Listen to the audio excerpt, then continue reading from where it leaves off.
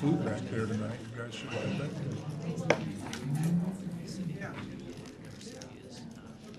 Do you have an extra one of those I can give to Jamel? Jamel? It's a very reasonable way. Does I see that in the Jamel? context that Yeah. it's just like their accounts are probably functional.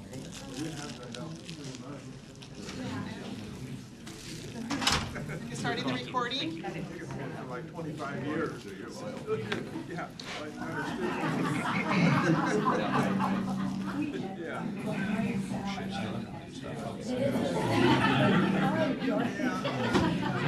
Making the right, and I think they're making the right decision.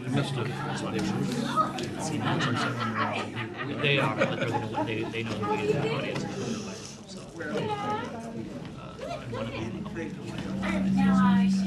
For that international. Yeah, I moved you. I'm sorry. You're next to Councilmember. Sorry. so we went short of. That does happen to everybody. Deputy Mayor, I have. Thanks, Kevin. Oh, sorry, Larry, my apologies. They couldn't. Deputy Mayor Baggett, I have started the recording. How's your foot? Ready? Okay, if everybody would have a seat, we'll get started with the meeting tonight. It's like, wait. Say that again there, Rob? Yeah. She likes a lot. Didn't the mayor give you a big hammer?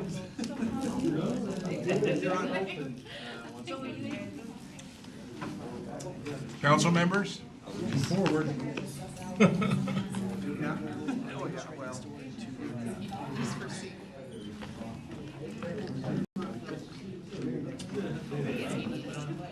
No, this one here. Yeah, this one. Bill? A lot of job to try to get it put together. I'd like to call the meeting to order and welcome everybody to our January 22nd City Council study session. And may we have roll call first? Deputy Mayor Baggett, Here. Councilmember Brown, He just went upstairs for a minute. He'll be right. Councilmember DeCoursey, That's an excuse.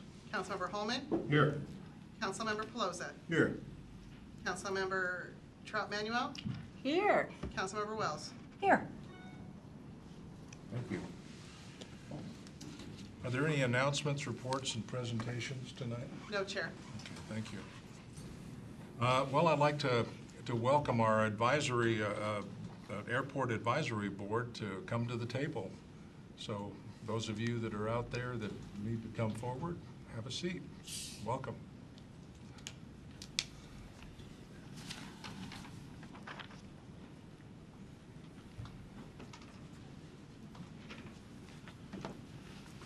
This will be a joint meeting of the City Council and the Airport Advisory Board. We're going to be discussing competitive market assessment and long-term rate study. With that, John, I think I'll turn it over to you. Kevin, do you want me to introduce? Actually, I'm going to let them introduce themselves. So if you want to go ahead and just hand it over to me, then we'll get this show started. Okay, may I do that? Okay. Well, good evening, everyone. Just to keep it short, I'll say everyone. So this evening is the first public kickoff of a project that the council graciously authorized funding for, and that the Airport Advisory Board has been very supportive of. This is the competitive market assessment and long-term rate study. And once we got the support of council budgetarily, we went through a request for proposal process, or RFP, and we were able to secure a team that will be supporting us through this endeavor. You'll get to know them tonight. In addition, Jamel Garcia, who many of you know, who is the contracted airport operations manager for the city, is also here this evening to help in the conversation. So tonight is really just an opportunity to do a couple things. One is to get kind of an overview of the project, also to give the council and the board the opportunity to give your thoughts and ideas. About a week ago, you got a survey, an online survey, thank you to those of both council and the board that were able to fill that out. That will help shape the conversation tonight. You'll be asked to do some additional thought sharing a little bit later by members of our consultant team. But really tonight is the kickoff, if you will, of a very intensive effort. Our consultant's going to share with you the timeline. But what we're hoping is a little bit down the pike, we'll come back to you and the board and the council and share the results of that and get direction for you. A couple of quick housekeeping things. This project is separate from the facilities condition assessment that the council separately authorized funding for, but they're related because the information that we're getting out of that assessment, which should be wrapped up this month and will be shared with the board and ultimately with the council, is going to help influence some of the thoughts and ideas, and our consultant team will get that information as well.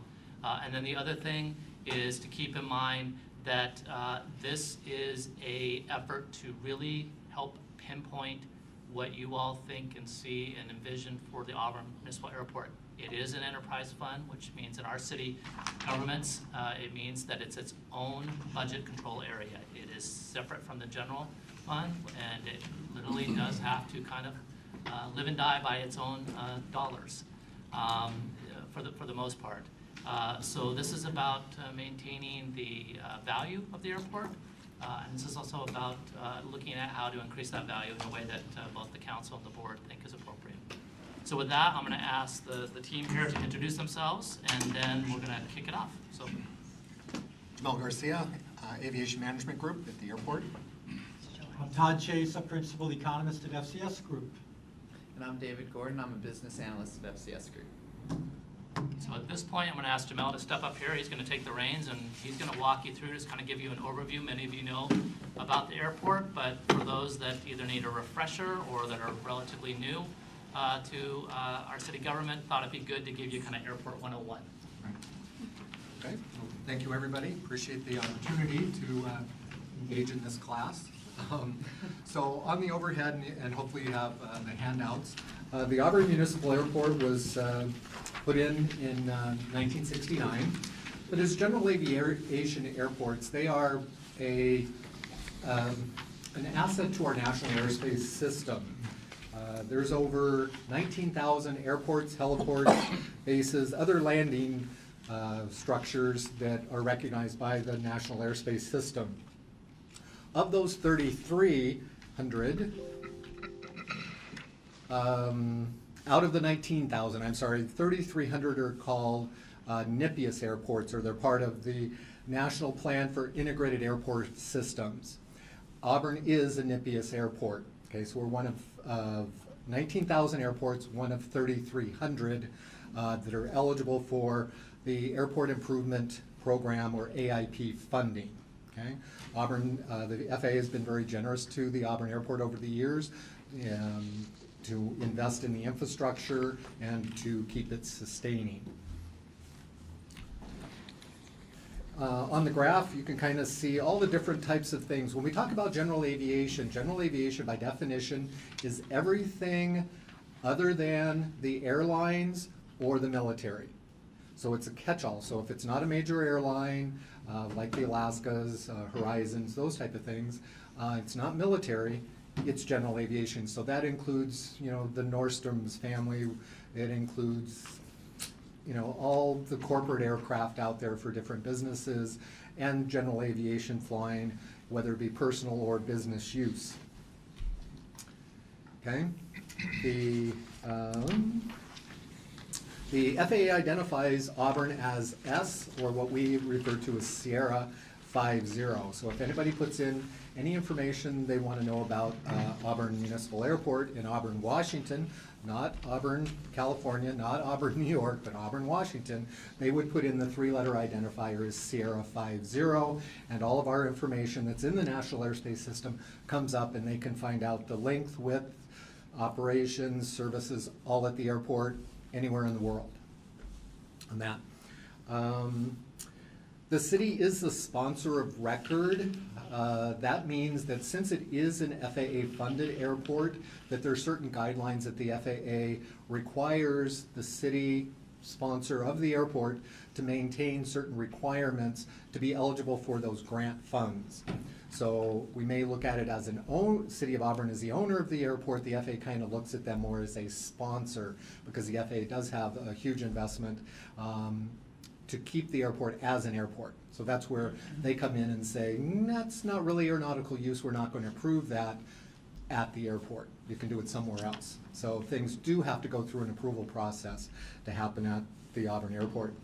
The airport's name was changed a number of years ago to Dick Scobie Field after Francis Dick Scobie, which was an Auburn and Washington resident that was killed in the tragic accident of the Challenger. That was in 1986. The airport is part of the Plan for Integrated or the National Airspace System. It is included in the category as a regional airport and as a reliever airport. That means that the Auburn Airport in this region is considered a significant participant in the National Airspace System. And we've had discussions in the past about the Puget Sound Regional Council and the next gen situation, that Auburn is one of the 9 airports that is included in that concept of the next generation of the airspace system. Just some facts: the airport covers about 110 acres, is mainly used for general aviation. We do not have any commercial service, means that there's scheduled flights coming in and out of the airport. We don't have any of those. We have 284 single-engine aircraft, 17 multi-engine. This is as of 2016. Okay, we have 0 jet, so we have a total of 301 fixed wing. We have 11 helicopters and 2 gliders. Our operations consist of no air carrier, but we do have about 6,100 operations of air taxi or charter type of things. A lot of people come in from the San Juan Islands. We have them come in from Boise. We have them come in from Spokane, California, Oregon, quite often. So our general local, meaning based aircraft, generates almost 100,000 operations per year. Visiting aircraft, about 60,000. So these are people not based at the airplane, not training, but coming in from some other location to use Auburn as a place to land, to be able to do business. And it's kind of the situation that we communicate to those itinerant pilots is we're easy to get into by air, we're easy to get into and out of by car. Okay? Highway 18, 167, I-5. Okay? And I think I shared that with the group also. It is one of our key functions. And that's where we compete with the Boeing and the Rentons of the world. I only have about 100 operations of military, and that's usually helicopter training type things. We just consider that they're coming in to help vacuum the runway of debris with their big helicopter. So we appreciate that. So we have about 164,000 operations. That puts us between 3rd and 4th busiest airport in the state. We kind of play tag between Payne Field and Everett. Depends on if they're having a good year or we're having a good year, but we're within 5,000 operations between Payne Field. Auburn, a couple years ago, was listed as the 17th busiest non-towered airport in the nation. So we average about 450 operations per day, and we are part of the next gen. Okay? Thank you. So before we move on to our consultant team, it was pointed out to me that we failed to do some introductions. So my apologies to the Airport Advisory Board, but perhaps we could take a moment. Some of the council members know who the members of the Airport Advisory Board are, but not all of you may, and conversely, some of the board members may not know the council members. So my apologies, but if the Airport Advisory Board members could quickly introduce themselves and good evening, Council. My name is Sparrow Tang. I'm part of the advisory board for the airport. Also run a business located at the Auburn Airport, Cascade Helicopter Services. I guess Larry Brown, I'm Auburn City Council latest electee, and I would just tell the group that I served on the King County International Airport Boeing Field Advisory Board for ever. So, thank you. I'm Deanna Clark. I'm on the advisory board for the airport, and I work for Boeing and their Boeing Global Services Department. And I'm Nancy Backus, I'm the mayor. I'm John Tyson. I'm the Airport Board Chair, and I'm the CEO of Orion Industries. Very good. Bob Baggett, City Council, Deputy Mayor. Yolanda Trout Manuel, City Council. Largo Wales, City Council. Bill Pelosi, City Council. John Holman, City Council. So my apologies again to the board and the council. Thank you. So right now we're going to switch it over to our consultant team and going to let them introduce themselves. But FCS Group is a name that may be familiar to several members of council. They have worked with us through the years, particularly in our utilities arena, but they also have expertise in airport. And we've been lucky enough to get them on as our consultant. So I'm going to turn it over to Todd and take it over. Thank you, Kevin. Well, thank you for inviting us here tonight. This is an important meeting, I think, for this project. We're going to be having a couple of other meetings in the future, but really the next one's not going to be for about 5 months. So we're going to have a lot of work to do after this meeting to bring back to you in July. So hopefully between now and then we might have some individual conversations with some of you, but feel free if you have questions about the process or any of the interim deliverables, make sure Kevin gets that information. He'll relay it to us as part of the project team. I have David tonight. We have another team member, Tagi Acker, who's also quite involved with various city projects here in Auburn, and he's also involved in this project as well. We do a lot of financial and economic consulting throughout the West Coast with offices in Denver, Portland, and Seattle, and some work in Alaska and Canada as well. So we get to work in lots of different environments, and we get to see lots of different airports. And so I wanted to do tonight is just walk you into some of the initial project objectives, so we all understand that, establish a framework for launching us into this project. We're really at month 1, so really at the very beginning of this whole effort, and that's why I wanted to be here tonight. This project's probably really about sustaining and enhancing the airport's operations and revenues, making sure it continues to be an asset to the city and the region, not a liability, but an asset. Some airports around the country are closing down because of lack of use and changing dynamics in the region. So you want to keep ahead of that, and you want to be aware of some of the trends impacting the aviation industry. And that's one of the objectives of this project, is to be proactive, not reactive, when those trends come your way. We understand some folks want to make some changes at the airport, and you have a long-term strategic plan to affect that. And so we're going to begin on this project to bring that down to maybe a 5 and 10 year strategy of what investments need to happen in what order to kind of get you to the longer-term vision. We understand you want to maintain existing operations and enhance them, but not completely change the world with some, radical investment in the near term. So we see this as an incremental strategy. And again, you'll see one of the outcomes of this project will be basically a model that will help Kevin and the city staff understand how different investments might impact revenues and expenses, and how you can balance that against risk and risk tolerance down the road. So we're hopeful that tonight, with the input we receive from some survey work before this, some of you responded. I think we got about 10 surveys back from this group, which is great. And some of your background planning documents, we'll share that information with the folks in attendance tonight, and then build on that to make sure that when we get rolling on this over the next couple of months, we're moving in the right direction.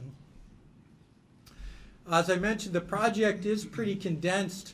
We're in January. This is the first meeting with this committee. We will at least do one more, and that is scheduled in July.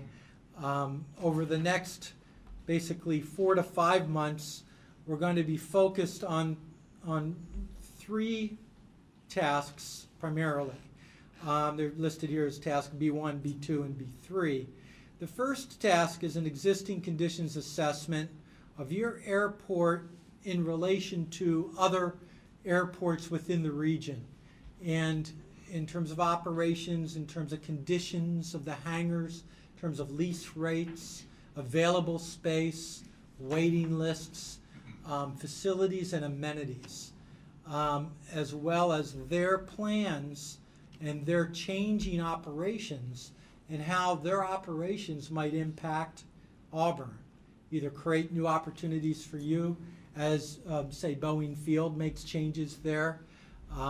They're certainly focusing more on the larger corporate jets and that type of thing, supply chains. And as a result, their general aviation is down about 50% over the last 5 years. So that could create opportunities for Auburn in the near term. And then, in addition to that, what other airports might be considering in terms of providing Jet A fuel and other types of runway services that could compete or complement you depending on which way you go in some of those decisions down the road. We are also going to do a regional and global positioning analysis where we're going to look at some available literature nationally and also national case studies of other airports that are on the fringe of metropolitan areas that are poised to capture, say, corporate investment and other types of strategic growth for aviation industries. There are some good examples throughout the West and in Texas and elsewhere that I think we could learn from here. And we're in a region that thankfully is expanding.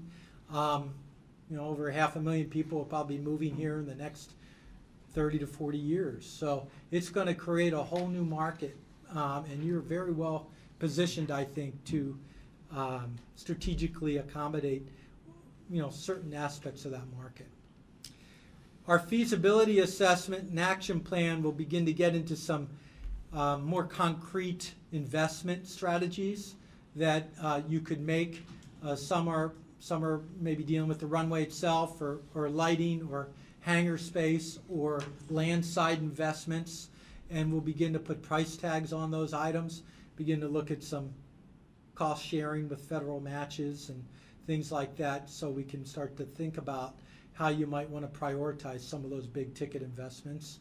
Some might not be big ticket, and some might be private investments, not public, but you still as a city kind of set the stage for those private investments to occur. And then once we get through that portion, it'll probably be a good time to pause and touch base with this group with some interim deliverables at that point, get your input. But we're going to begin the rate model portion, which is the 10-year pro forma of the airport under different investment strategies. And again, with investment comes potential risk. So we'll try to take that into account with a rate model that would help you maintain sustainable operations at the airport as you make these bigger investments down the road. So, that's our project. We're anxious to really get rolling on a lot of these work elements so we can start to get deliverables back to you all in the next few months. And if there are any questions about the scope and detail, we can dive into that a little bit before I get into the next portion of the presentation, which is your input so far on the survey questions. I would just add, I love the way you've broken the scope out and defined the scope. It's exactly what we as an airport board are looking for and had hoped for, so I really like this. Oh, good. Thank you. Yeah, appreciate that. The survey right now, I'll ask David to walk through this, was a fairly condensed version. It was intended just to be a snapshot of your opinions. We call them perceptions. But it's limited, I think, in terms of the responses, 10. But it's interesting. You all did this independently. So it's interesting to see where consensus begins to gravitate. Yeah, thanks, Todd. Thank you, everyone, for filling out the survey. It's really helpful. Again, the purpose of the survey is to see where we're on the same page, where we're not on the same page, and get a general understanding of what our goals are for this study and what our vision is for the airport. So I'll relatively quickly walk through the survey results, and then what I'll do is, if the technology works, pull up my computer and share essentially a mind map of some of the survey results, and then we'll get into a facilitated discussion, and this meeting's really about y'all's opinion on how we agree with these survey results, what we think of the vision, our ideas on goals. So again, quickly go through the survey results, not have too much discussion yet, but then really dive into it, and it's our chance to listen to you and make sure that we're moving the study in the right direction. So the first question of the survey asked you all to rank the importance of what the Auburn Municipal Airport can do, and relatively overwhelmingly, the most important piece that was ranked was the ability for the municipal airport to grow its revenue base through commercial and business users. Next was the ability for the airport to act as an economic engine for the city. And then further down the list had to do with more about regional competition and national leadership. So that, in terms of importance of direction, those two were less important. The next question was beliefs on how the Auburn Municipal Airport can grow. Most important by far, so I should have mentioned this in the last slide, but these bars are actual relative rankings, so they're to scale on how you weighted these different options. But most important by far was the ability to handle a greater variety of fleet, so more types of planes. After that was increased overall aircraft operations. So as Jamel mentioned, there's about 450 operations per day on average. So increasing that number was next important. And then lower on the list, overall generally, was just overall increasing number of based aircraft, new and different business uses, and then finally greater integration with existing local businesses. So I had a lot of fun with these word clouds, coming up with them. The remaining questions on the survey, they were open-ended. So I took the responses and I found commonalities, and I used those commonalities to create these, the word clouds that you see here. And there were actually a lot of commonalities in your responses. What is one thing that a neighboring airport does that you hope Auburn would do? What I like about this question is it's easy for us to look at our neighbors and say, I want that. And it's a good way for us to be able to point in a direction of where our study should go. Big on the list was getting jet fuel at the airport. The second most common response had to do with having more hangar space. So jet fuels and hangar space were by far the most common response. Additional responses included increased overall operations and improved marketing, actually, was another one. Kind of on the opposite end, what does a neighboring airport do that you would absolutely not want to do? I like this question because it says, what should we stay away from?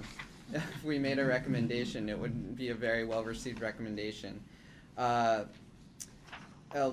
loss of tenant focus and a reduction in services were two major responses on this survey question. So not focusing on the tenants that you have, and then reducing the services that are provided to existing tenants. Those were two important things that other airports, it's seen as they're losing, that you'd hope Auburn wouldn't lose in the future. And what wouldn't you change? So if we made a recommendation to change something, this would be, please don't change this, we think we do this really well. Number one was actually having third-party management at the airport. To maintain third-party management at the airport, there were multiple responses for that. The second most common one had to do with levels of service. So don't change the current provided levels of service, maintain those levels of service. after that, fees were mentioned. Maintaining the current fee level was another important thing that there wasn't much desire to change. But what would you change? Increasing the runway length was important. What was interesting to see that was common was aggressive investment. So having an aggressive investment schedule for the airport was one thing that was mentioned multiple times. Other items included maintenance, increased maintenance, and facility maintenance as well, were other items that were mentioned in this response. Security as well. As well as security. And what is the biggest threat that would impact future successful operations of the airport? The most common answer here had to do with missing out on potential future demand. So this perception that there will be an increase of demand due to regional factors going forward, and missing out on capturing that demand is a threat to airport operations. Not being able to handle jets was the other threat that was mentioned multiple times, as well as running out of hangar space. Other items that were mentioned include concerns over noise sensitivity, having expensive operations, and non-aviation land use was another threat that was mentioned. So some fun word clouds to kind of summarize the survey responses here. This last piece is, how can we be successful in this analysis? So come July, when we're presenting again with some results, what kind of market assessment how would you see this market assessment being successful? There were two main pieces here. One, this assessment should be realistic. So pie in the sky ideas aren't what you want to see, something that can actually be implemented. But we do have a hunger for new ideas. So we want something that's new and innovative, but that Auburn Municipal Airport can implement. It's realistic. One thing I heard was, we don't want a study that is a dust collector on the shelf. We want something that we can actually implement. So with all that said, oh, thanks, Todd.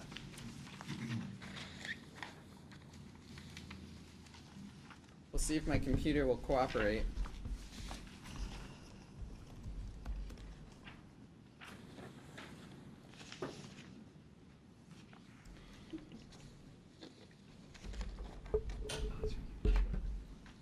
Yeah, we're hoping to build on some of those themes a bit more tonight and begin to work them into what David calls a mind map. Yeah, so We gotta make that a lot bigger. I'll make that a lot bigger. This is a mind map, and it's a breakdown of the survey responses. Should consider changing my password. I'm gonna zoom in on this. So what the mind map allows us to do is, it's essentially neater handwriting than having a large whiteboard here and writing down some of your ideas, because I have really bad handwriting. So we can start with a confirmation of vision, and there are just different categories that come out of this general facilitation of our vision of the market assessment. So confirming our vision, looking at a SWOT analysis. So you may have noticed that the questions in the survey paralleled a SWOT analysis, which is a strengths, weaknesses, opportunities, and threats analysis. Where are we strong, where are we weak, and where do we have opportunities to grow? And we can end this with a discussion of success factors. But I can make any sorts of trails and bubbles that we see fit, relationships, through this program. So this facilitation is really about you and capturing your input. So I will try to talk as little as possible. My wife says sometimes that's hard. But let's start with the vision. So for our vision, we had our vision prioritized with these traits. With this market assessment, grow revenue base, act as an economic engine, effectively compete regionally, and be a national leader is number 4. So I'll start. What do we think about this priority? Is the number one, is the most important trait the ability for the airport to grow its revenue base going forward? Increased hangar. Increased hangar space? That'll bring revenue eventually, after you spend money. Yeah. How about the jet fuel? I've noticed that just about every single one of your little clouds had no jet fuel Yeah. or jets. Jet fuel being really important. Absolutely. Yeah. Just a recommendation. Hopefully this will help council. Yes, it's jet fuel, but maybe we should just say turbine fuel so that it doesn't specifically say pure jet, but the turbine powered, which is also propeller driven or pure jet. I think turbine fuel would be a little better. Perfect. Sure. Description. Change your word cloud. I know. Everybody does refer to it as jet, but. Is it saying Jet A fuel or different? Exactly. Yeah, Jet A fuel. Yeah. Turbine fuel could be any number of different, but yeah. Do we generally? I would say that there are other revenue opportunities as well beyond just hangar space, and that is, to develop some of the vacant property on the airport. We stand to have lease revenue with commercial companies that might run RMOs and things like that, other services. Additional FBO tenants in Yep. buildings, build-to-suit type arrangements. Absolutely. Look into developing on the west side. We have some environmental issues right now, but That's like a wetland mitigation issue there. Absolutely. Yeah, I'm going to throw it out here because we're talking revenue, but good story. On the news this morning about something I hadn't considered, and that is the impact of Amazon's HQ2 on Alaska Airlines and other airline traffic. There's going to be an incredible amount of commercial air traffic between Seattle and their HQ2, and I got to believe there's going to be a significant opportunity for regional jets, for business jets. That's something we haven't even contemplated in our view of the assets of the airport. Does that require a runway investment? So that's related to that.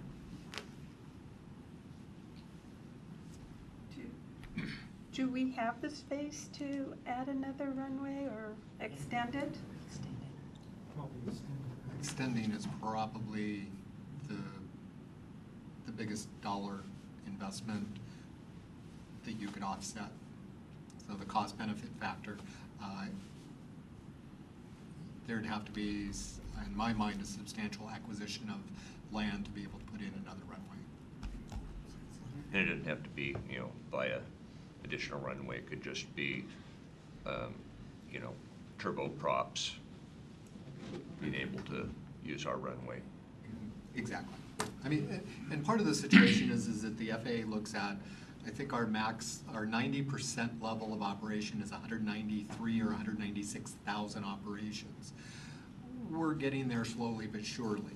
Obviously the downturn in the economy didn't help, and it's kind of reset, the clock going forward. But I think looking at that 90% at almost 200,000 operations gives us some opportunities for growth, even with the runway we've got, with extending it so that we have the safety margin for those aircraft to depart and land.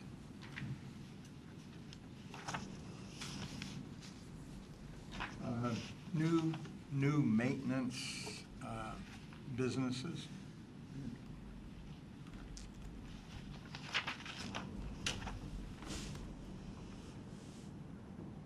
Absolutely.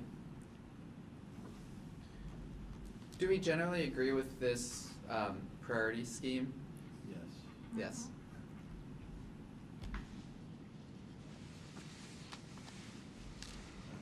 So we are chatting a bit about opportunities for growth.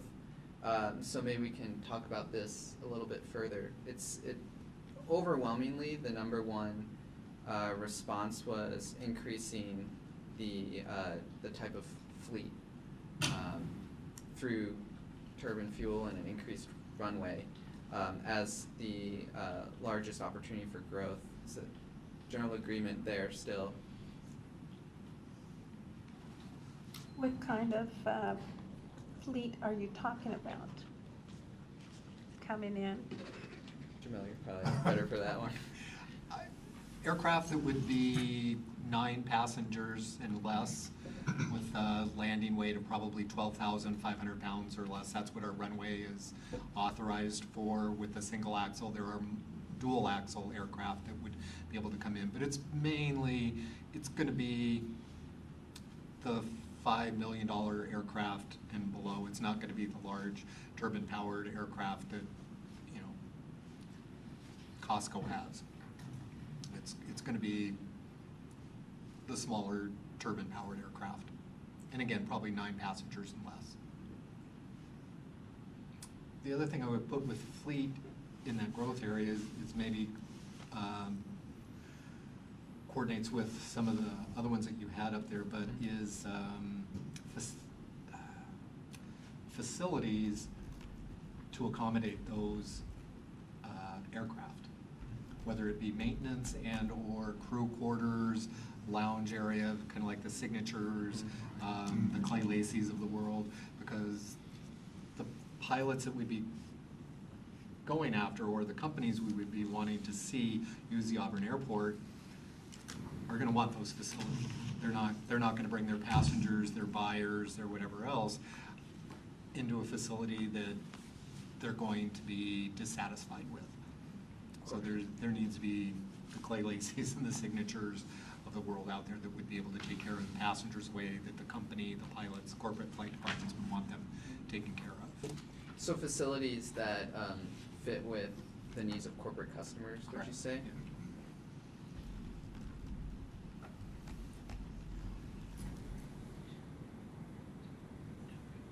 Do people have other comments on that? It fits more under economic engine, but it certainly has impact on the revenue base. We tend to think of what's good for the airport's economic future, but having an airport is good for our broader community, regional economic. It has impact for businesses. This region, this valley floor here is a warehousing and light industrial center. Most of our industrial manufacturing are West Coast centric. That's a 1,200-mile radius. That does not lend itself to corporate aviation. That lends itself to single-engine turboprop business aircraft. So a closely held company that has offices in Southern California and Oregon and Washington, or here in the valley, would probably have a corporate turboprop, either owner flown or a very small single-person aviation staff. And this is an aircraft that is becoming very popular, very prevalent out there. It would fit well for our operation because if you own such a business, the last thing you want to do is spend a whole day flying between Oregon and Washington and going through security at a major airport when you could have your own single-engine turboprop and make it a 2-hour flight. There's almost as fast as a jet, quite a bit more economic. But most importantly, a 4,000-foot runway is plenty big enough for them. And they're getting smaller. The new Cirrus jet, 3,000 feet or less. Yep. And that was one thing I didn't bring up, is that the FAA's footprint of an airport goes back to the DC-3 days. Okay. All the design criteria for runways is based on a lower performing aircraft, and our aircraft have improved dramatically over the years. Yeah, a Lear 24 would no more take off from an airport with less than 6,000 feet of runway. Now, you know, you've got the Citations that come in and out of Auburn no problem at all. So the performance of those aircraft have improved so substantially that, and the FAA is just, I believe, in my mind, behind the curve on aircraft or airport modification design standards. And then following on, for effective competition, effectively compete, we need to improve our IFR capability, our instrument flight rules capability. And that's going to take a relationship with the FAA.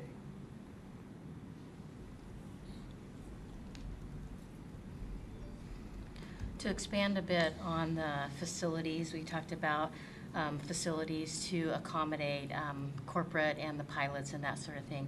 I'd also expand the facilities where we have these planes that come in and they're carrying cargo, to quickly get it off that plane and on trucks, et cetera, to make it really appealing for those businesses to come to this airport. Like a UPS. That's right. Or an Amazon with their products, Yeah. or. High value. Yeah.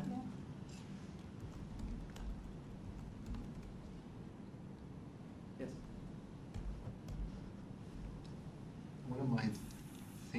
One of the things I've thought of, and I think we've talked about it before, is in that wetlands area, the 23 acres, if that could, and then looking at the warehousing around it, that would just, in my mind, be a perfect place to have the aircraft come in, utilize that space, and then have a through the fence operation so the cargo would actually land in the airplane, so it's not quota through the fence operation as FAA has it designated, because the airplane doesn't leave the airport property, but then kind of like UPS or FedEx, I can't remember, they actually have off-site facilities. The airplane lands, they take it off the airplane, go through the fence with their product into their warehouse or whatever else. And something like that, I think, would have enough financial power to be able to maybe look at the wetland and say, okay, that's an investment in our future. Because it is, the last time we looked at it was in excess of $8 million. So. And I believe the FAA master plan, which was just modified in the last few years, allows for that. And Well, then UPS has a distribution center in Auburn. Costco has it.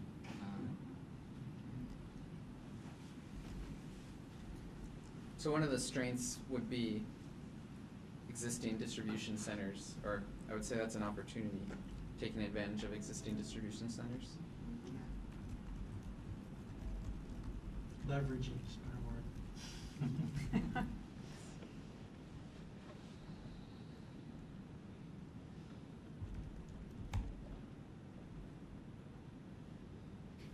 Let's discuss some strengths, weaknesses, opportunities, and threats for the airport.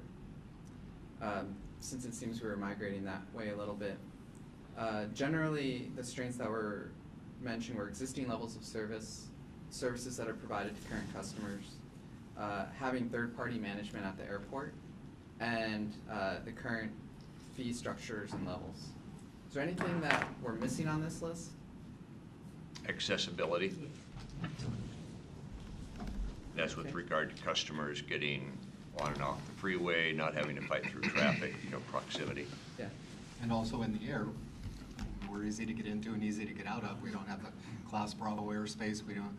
Some people like it and don't like it, but we don't have a control tower. So So it's, when we talk to a lot of our pilots, it's like, well, I don't have to put up with a Class Bravo and SeaTac, I don't have to put up with a control tower. Not that it's uncontrolled, it's just non-towered. I would think that we ought to list, I know these aren't prioritized within the subcategories, but I think that accessibility is one of our real strengths that we can use to sell ourselves and should be moved to the top. Oh, sure. I can do that. I would say what I call next in line, and by that, we've talked about Blaine Field is essentially full. It's pushing traffic to the next stop south, which is Renton. Sure. Same thing's happening there. We're next in line, and if we can provide the facilities, then we're going to get our fair share, or more than. Also, Payne Field is going to be focused more on commercial. That's where they've already stated their direction is going to go. So more and more folks, general aviation is going to come here. Perfect. Private and corporate aviation.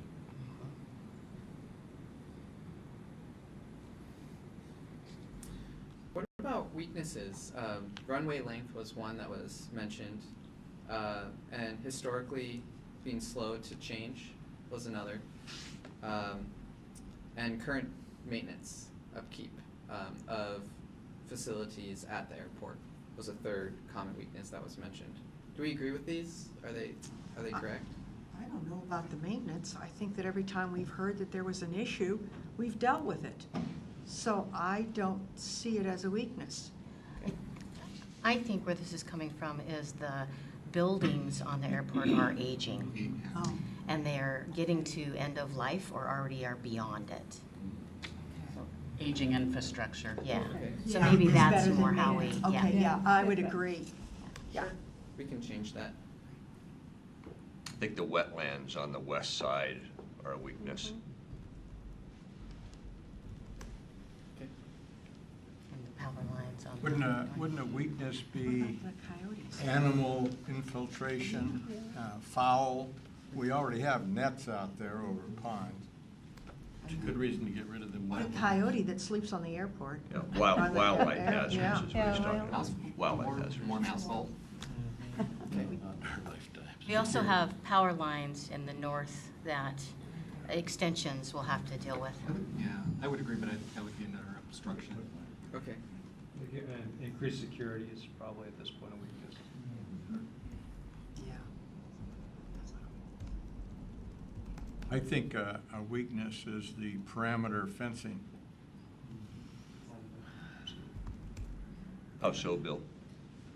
Well, it's some of the fencing, like on E Street, as an example. It's just that old cattle barbed wire. And you can lay a ladder over that and you're in. Okay. Deanna mentioned power lines on the north side. Isn't that more of a threat, though? Aren't threats supposed to be things that we don't have as much control over, right? Generally, yes. Weaknesses are things that we have some control over that we can take action on. The board knows how we can control that. Okay. They'll just take money. Perfect. We could have it as both. What about some opportunities? Increased hangar space was one that was commonly mentioned.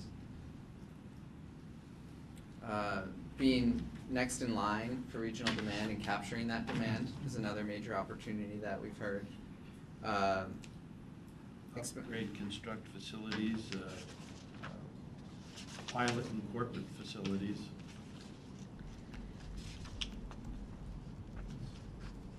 FAA grant money an opportunity currently?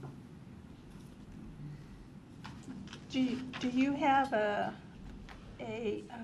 mechanic on duty at all times with the truck? That is something that I have heard, people not going there because they would like their airplane be serviced and they don't have anyone to service their planes. As far as maintenance or fuel, yeah. We have a couple of small operators. We don't, there's not a large shop other than the turbine-powered helicopters. but for general aviation aircraft. Would that be an opportunity? Yes. Is there much of a wait list for hangar space or interest in new hangars?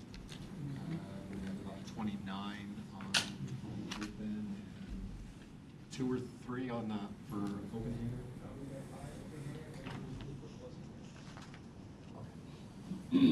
Is it, Jamel, is it a weakness that we don't have full staff on weekends? I always ask this every time I see you. Can't remember what you said last time, but that was only a month ago.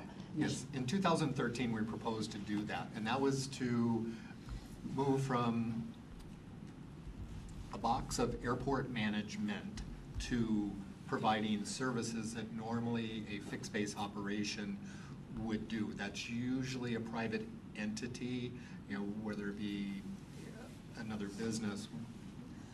I did see there is that need, and whether, you know, the airport management as taking care of the tenants, the rentals, the bill paying, and those type of things, if we're in that box, then no, Monday through Friday is fine. That is the norm.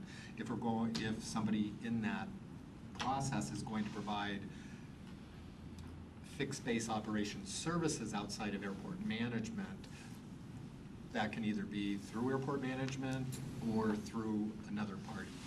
I mean, Sparrow could do it if you wanted to be open 7 days a week, pump fuel, take rental cars, those type of things. The situation we have is we don't have the traffic count to justify somebody bringing in a business to do that today. Another kind of a question for the advisory board is that one of the things that we've said in here is that we're sometimes a little slow to respond. Should our contracts with the agency that's providing the service out there not be on a one-year basis? Is it a weakness when it's on a one-year basis, or what should we be shooting for in the long run if we really are going to try to do speed up decision making and also you know, make this into an engine instead of a caboose? Mm-hmm. So I'd be interested in what the advisory board thinks, and everyone else, as to what would be the length of a contract that would support what we want to see. Because I think one-year contracts might be a weakness at this point. We just did a similar analysis for Thune Field, and we found that 3 to 5 year contracts were kind of the norm in the industry. So maybe under weaknesses, we're slow to change, and maybe we need to look at how we contract for service. I don't know where you put it, or if the rest of the council feels like that's an issue. I think that increased hangar rents is an opportunity distinct from increased hangar space. Can you explain that a little bit more? You know, right now we cater to, you know, small, you know, private pilots, and it's kind of the idea of commercial, more commercial aircraft, larger aircraft, more expensive aircraft are going to pay, you know, higher rents. It's going to require capital investment to upgrade the hangars, but again, it's separate from adding hangars. I don't understand the size of hangars. The size of hangar that we currently have, does it fit your one-axle, 7-passenger? No. So do we need to have different size hangars? Yeah. The majority of the hangars that we have are the open T or the rows that are closed at the middle of the airport are 40 feet wide. Wingspans of the Diamond, the Cirrus, some of the larger twins won't fit in those comfortably. You would actually, and I anticipate, aircraft damage by people pushing their airplanes in and out. You know, the regular 172s, 152s, Warriors, Archers, all the general aviation type stuff, up until you start getting to the $500,000 and above aircraft, their wingspans are larger. One of our customers has to take his wing tips off to push his airplane in, and then he puts them back on. He doesn't fly that often, but it's a half-an-hour project to, you know, unscrew the wingtips, he just lets them hang there. So we do need, when we invest in new hangars, or somebody does, we need at least 45 feet to be able to accommodate. No, those hold up, he's not a problem. But it's the Cirrus that we're seeing, the Columbia 400s, the Diamond aircraft, those are all, they're pushing 39 feet wide, 38, and it's just, and then you got the little strobe light on the end, you've got that much space before you hit the wingtip. And then multi-engine aircraft. Possibly streamlining some of the processes of people that do want to bring additional hangars or businesses to the airport also would be something that I think that we have or should have control Kind of of. mentioned under regulation. That's kind of an opportunity for us if we did that. That goes along very much with accessibility. If we have a faster process and we promote accessibility. I'm going to interrupt real fast. We scheduled 60 minutes for this. We've come up on that 60 minutes. I want to be mindful that the council has a relatively full agenda after this. And just wanted to check in with you. Do you want the team to continue for a little bit longer, maybe another 10 or so minutes before we wrap things up? Councilmember Pelosi? I'd like to extend the time. Okay, let's extend the time. This is valuable information for it. What do you feel you need, another 10, 15 minutes? So if we do 15 more minutes, Sure. I think the team feels they can wrap it up, if that's okay with the board and the council? Okay, thank you. Councilmember Pelosi. She was, We haven't touched on the fuel.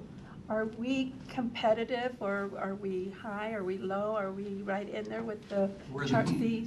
We're in the top third. So we're not the most expensive, we're not the least expensive. We run between a 15 and a 20% margin depending on our cost basis on the fuel. for a future opportunity, I'd like to recommend a airport cafe. Future opportunity, airport cafe. Or short-term opportunity. Well, I think Bill's making the point that we said earlier, that we want people to be able to get off of these small planes. They're gonna do some quick business, find an inviting place to sit, restroom, and all the other things, and that also leads to having staff available on weekends. It's part of being. Because we have a very nice viewing area now where people can bring their kids, the families, and they can sit out on the benches and so forth and watch the airplanes, and that's always fun. A point, we have some lions here, right? Lions? I was down there the other day, right next to the Day Inn, is that the Day Inn, right there by the Metro parking? And the Lions Park is gone. When did that happen? That was a viewing area also. I wasn't aware of that either. Well, Okay, we'll bring anyway, it to our president. the Lions viewing park on the south end of the airport is gone. What's in place of it? Nothing, just grass. So, understanding we're in borrowed time at the moment, I do want to move on to success factors, because that is really important to us to make sure that when we circle back towards the end of this study, that your vision for this study is in line with the vision that we hear. And the three things that I heard from the survey responses is that this study is realistic, it's opportunity focused, and it's also innovative. Is that correct? Is there a piece we're missing? Do we need to go into more detail about any of these? Well, we have to be competitive to be successful. Yeah. And it's related to realistic, but I would say actionable Yeah. might be a Actionable? better term. Sure. Absolutely.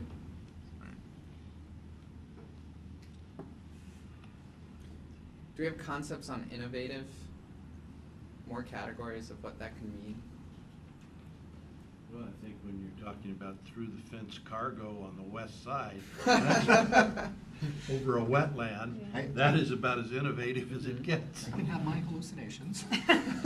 Well, I think it actually has one of the heaviest potential returns that we get. My thought was, and Doug Lean brought it up, and that's what was if the Port of Seattle were to invest in there to make that a cargo spot, you had the smaller cargo operators load and unload from there in the valley, again, with the instrument approach being increased. That could take the workload off of CTAC cargo, take the workload off Boeing Field, and Great opportunity. Anything else here? Are there innovations around supporting the tourism industry? You know, San Juan flights and that sort of thing, if those other regional areas are full, not that far. Classic, already, there's a helicopter tour operator out of there right now, isn't there? we do get, and Nancy and I go back on the tourism board for a few years, we do get with the cruise ships, we have a number of people that do fly in, leave their airplane for a couple weeks, they'll rent a hangar for a couple weeks while they go on a cruise to Canada, Alaska, those type of things. And they, that's not abnormal. We do have people doing that quite often. Did I hear that there's rental cars available out there? Is there a business? No, you're not doing it, or? No, that would be something that a full-service, fixed-base operation would do, like a signature flight or whatever. We offer Enterprise. We've made a deal with Enterprise. They'll come over, they'll drop off a car for people, you know, or the people can drop it off there, and then Enterprise comes, picks it up later, those type of things. It's So before they get into Auburn, they make those arrangements with you? Either they do or we do. Okay. And you can do Uber, you can do Okay.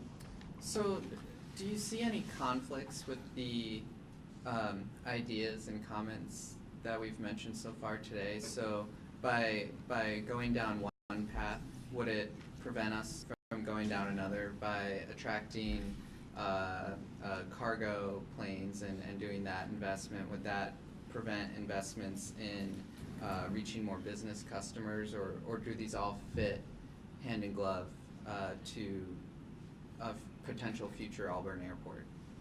I think they complement each other. I so too, yeah. I mean, we're at, what, you said 450 operations a day? We'd have to be really successful before it started. Yeah. That's. Good problem to have. Yeah. Great. Is there any? See anywhere that we've talked about the pilot training opportunity that's on the potential for it? It's an opportunity. It's an opportunity. It's an opportunity. We have rotary wing now, but we don't have fixed wing training, and there's a wonderful opportunity and working with Green River Community College and their aviation program. They'd like to expand.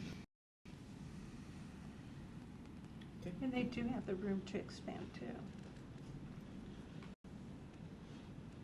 Yes, Larry. Just a question, whether opportunity or threat, UAVs, I mean, are they either one of those, do you think?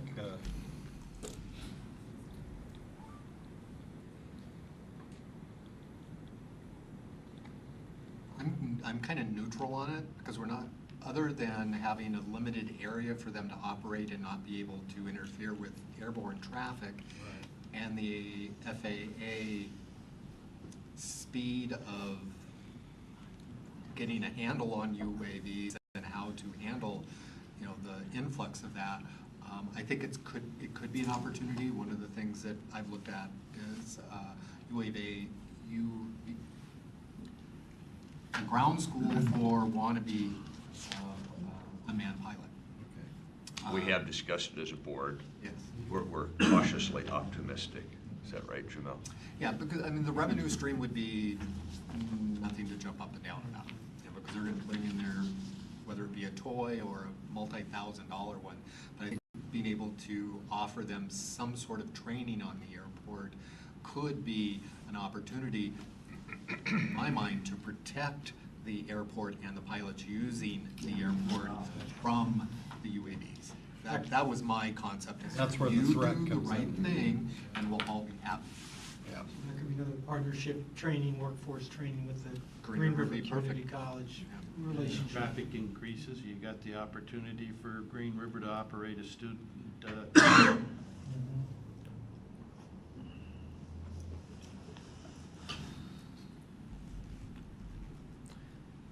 Anything I missed in all these notes that you want to mention now, so we hear? Curious what overregulation was referring to. Sure. Unfunded mandates from the FAA with the kind of like the wildlife hazard situation. That, you know, it puts a strain on the airport budget to be able to do things when they mandate something and don't have a way to pay for it. None of us like unfunded I know. mandates. The use of hangar space is another one, you know, maybe. Yeah, that one's I think okay. Okay. Well, I think that covers it for today then. So Excellent feedback. Thank you very all. much. Any other questions or concerns? Thank you very much. This has been very entertaining and enlightening. Thank you, Airport Board. It's like Thank John you. said, Thank just you. bring money, right? This is a quick reminder to the council and the board. As was stated earlier, this information is the kind of the beginning of information gathering for the group. They're going to be doing various other things, also be having a standalone meeting with the Airport Advisory Board about midway through this process. A lot of the information tonight you shared are about wants. Part of this project is a long-term rate study to kind of balance the wants with the cost. And so it'll give you kind of a context for some of those wants and what it may mean in terms of how to facilitate that. So as we get further down the pike, you're going to start hearing more about some of the financial challenges and opportunities for the airport. So thank you for your time this evening. Thank you for allowing us to go a little bit longer. Thank you for the board members for coming out. We really do appreciate it. And you'll hear more from the team. Thank you. Thank you all. John, it's always a pleasure. We're going to take a 5-minute break here while we rearrange furniture and set it up back into the study session format.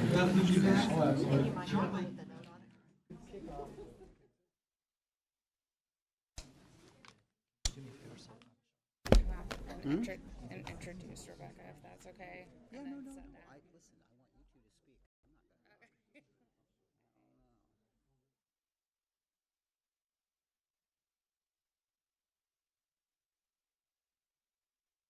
You guys need? Well, Appreciate it. Or you can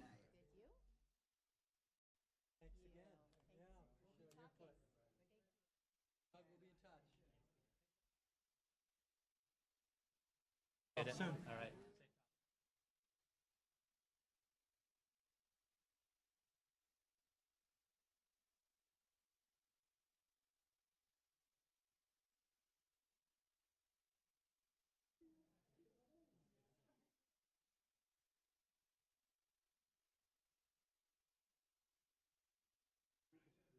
You gonna be around tomorrow? Yeah, for a little bit. Time for a quick cup of coffee? Yeah, I might. I'm not gonna check on my. I got a flight out. Well, if you're gonna be down at the shop, just call me and I'll buzz down to your shop.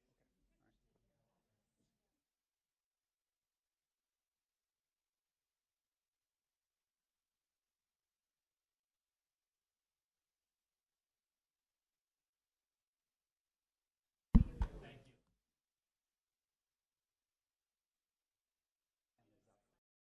There's your chair. Oh, I thought I was standing. Oh, would you rather stand? Sure. Rather than sit down? Here.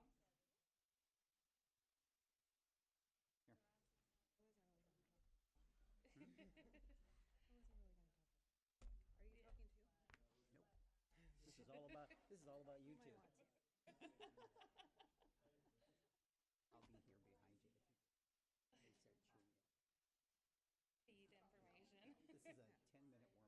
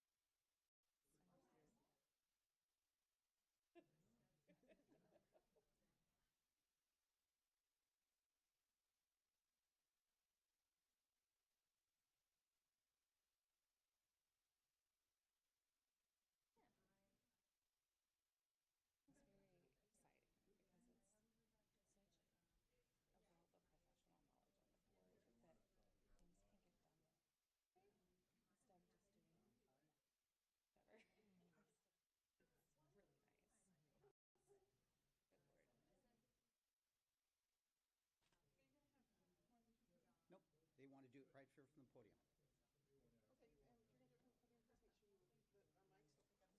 please make sure you leave the mic so pick up as well as that.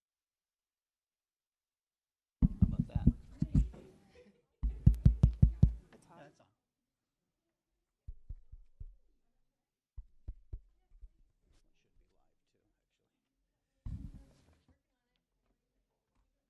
hot. Yeah, that's on.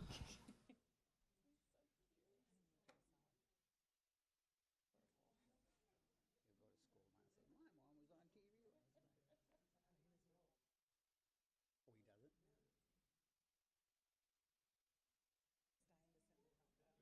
He'll go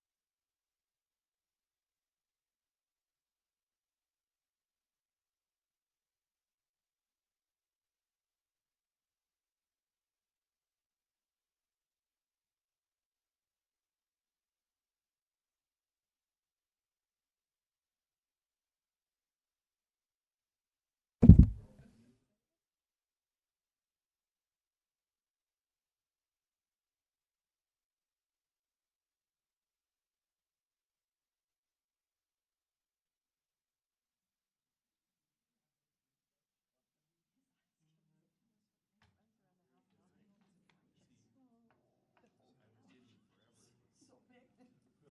So knocked over a lamp, it just went to smithereens. I thought, oh God. He was in the VA hospital for a year. To the dance. Then he went to 6 months ago.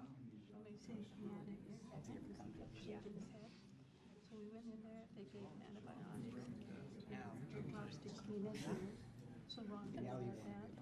And has grown.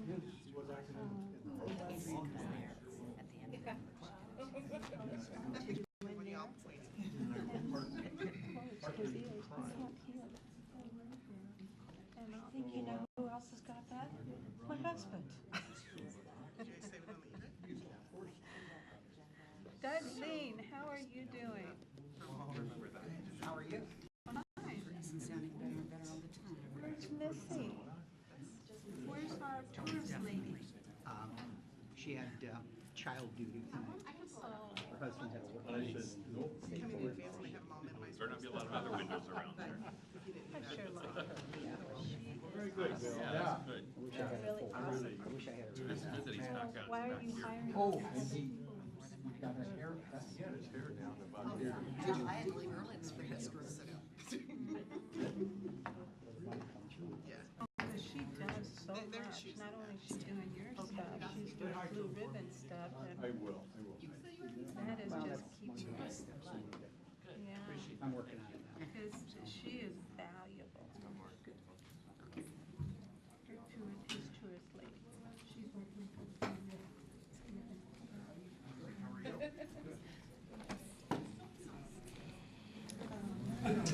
That was a good session. That's Excellent. Yes, it was. A lot of Q&A, a good Q&A. Good input. Entertaining. Good idea. Stuff I've been pushing. Well, I went out there and I talked to them a little bit.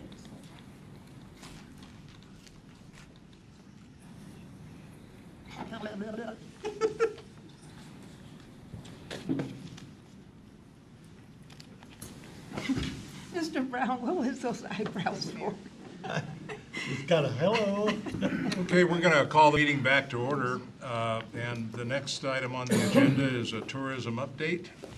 And Doug Lean and his team are ready to Deputy roll. Mayor, Chairman, and Mayor Backus and Council, thank you very much. Our Tourism Board scheduled themselves on your agenda to come and do a year-end update of their activity for the Tourism Board. So our committee chair and one of the members is here, and they're going to introduce themselves, and you get to listen to them tonight, not to me. So that's a good thing. Good evening. My name is Rachel McAllister. I'm with the City of Auburn. I'm the Curator of Education at the museum, and I am happy to be here tonight in support of the Auburn Tourism Board. I just finished out my first year serving on the board, and what I can tell you is that when I first got into it, I didn't really know what it was about. You know, I came in wanting to learn about how the museum could grow, how the city could grow, and how we can attract more visitors just into Auburn. And what I found was I was absolutely floored by the crosscut of businesses and attractions and hotels that serve on our tourism board, and the absolute wealth of knowledge and professionalism that they provide to the board, and with its guidance is able to so responsibly spend its budget and to make the right decisions, not just financial decisions about which way the board wants tourism to go and what kind of brand we want to represent the city, but they're making the right decisions. And they're able to do that because of how much knowledge is within the group. And one of the most knowledgeable people on the group, of course, is our president. And I'm going to let Rebecca Frisch take over from here. She's the marketing and social media manager for Muckleshoot Casino. And if anyone knows how to get people into a place, the casino knows how to do that. And so she's going to give a little update into what we did in 2017 on the tourism board and what we have coming up in 2018. We have a question here. Yeah, sure. And he's on your board. Oh, gosh. Do we have right now 8? 9? Oh, we have 9 members now. Is there any way we could get a list of your tourism board? Oh, absolutely. And it's posted on the city's website where all the boards and commissions are. Members are listed there. Okay. But we'll send one out. Thank you. Hi, everyone. Hello. Thank you for allowing us to have a chance to present to you tonight. You probably noticed that I have my son with me. This is his first council meeting, so he's very excited.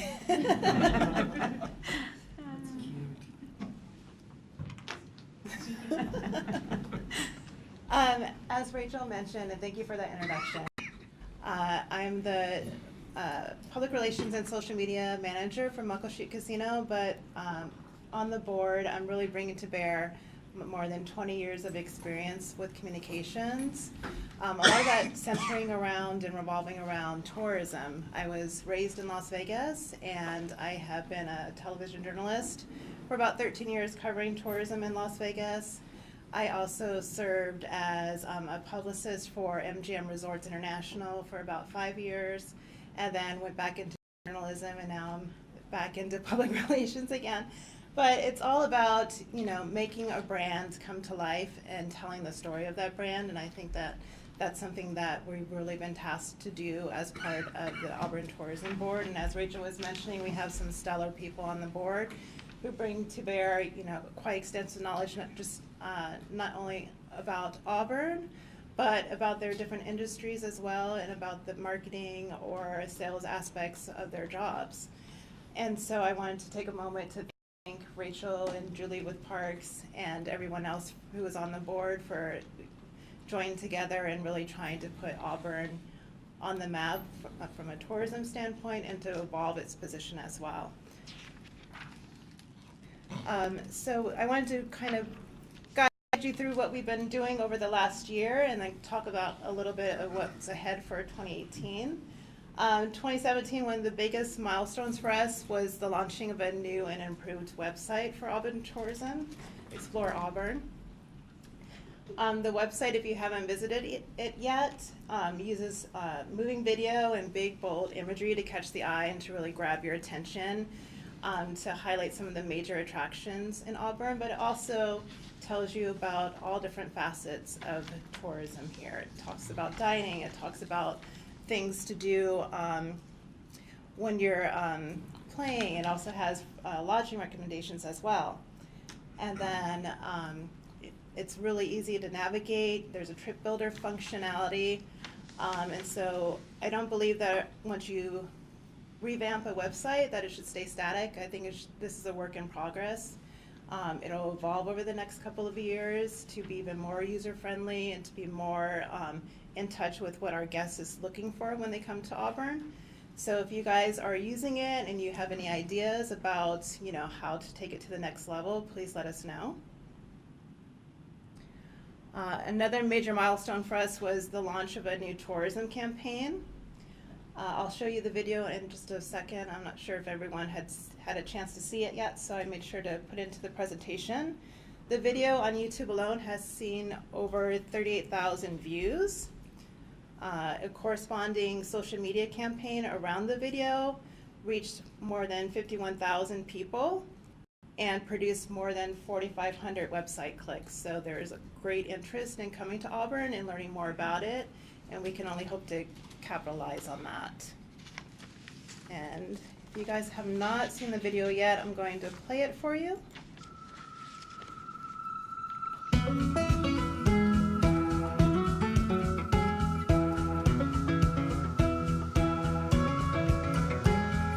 How long now have I been here? How long will I stay?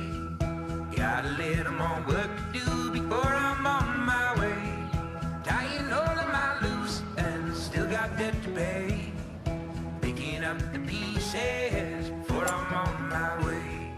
Before I'm on my way. Before I'm on my way.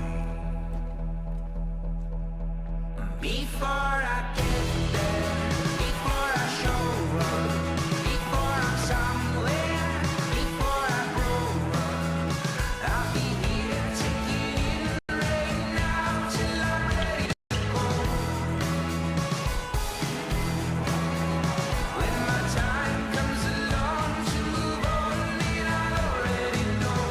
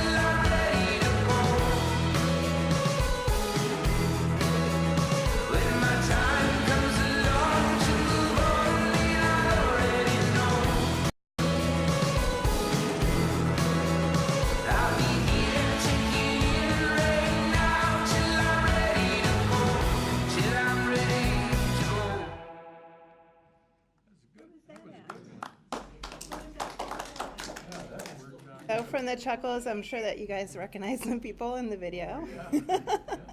I think it's a really well done first time out. I think that it speaks to the diversity of the attractions here that is found throughout Auburn, and also to the, the different people that we attract. Another thing that we were able to execute and launch this past holiday season was a digital campaign that really promoted Auburn as a destination during the holidays. And that campaign was seen by, so far, more than 18,000 people on YouTube. And then a corresponding social campaign was seen by reached 43,000 people and resulted in almost 1,600 website clicks. So again, really strong numbers for first-time campaigns. We're really excited to keep evolving these videos and shoot new ones, and to keep refining our targeting when it comes to social media so that we make sure that we're reaching the right people. Another thing that we were excited to take part in and actually complete was the search for an advertising and marketing company that will help us to really execute all these wonderful ideas that everyone has, from media buys to actually ideating the idea, or ideating the campaigns as well.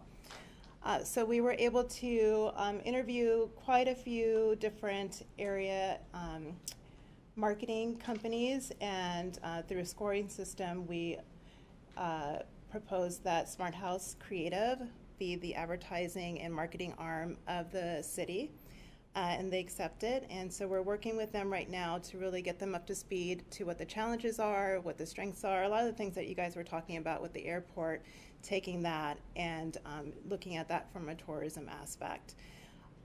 Smart House Creative is really heavy experience in the film industry, what I think is a great plus for us, because as digital and social media move beyond still images and heavily into the video space, that's something that we're going to really want to capitalize on. I took some screenshots of some of the enterprises and the film side of things that they've been a part of. You probably might notice Food Evolution, which might be something that's familiar to a lot of people as one of the marquee movies that they help to promote, but they have a very good background that we're going to be able to take advantage of. And then looking ahead to the year to come, as Smart House gets ready to hit the ground running, we're going to work with them on producing a new digital campaign, putting together new videos as well, promoting Auburn. We're also going to work with them on developing and executing targeted media buys. We're going to be really thinking carefully about how we're going to reach our target demographics and how we're going to best spend that money. We really want to make sure that we're not just spending money, and that we're actually analyzing the campaigns after they're done, seeing how effective they are, seeing if maybe they're not reaching the exact people that we need to reach, and then evolving our campaigns from there. Another thing that we've tasked Smart House to do is to come up with a tourist map for Auburn. This is an example that I pulled off the internet, but it's something that we really wanted to embody.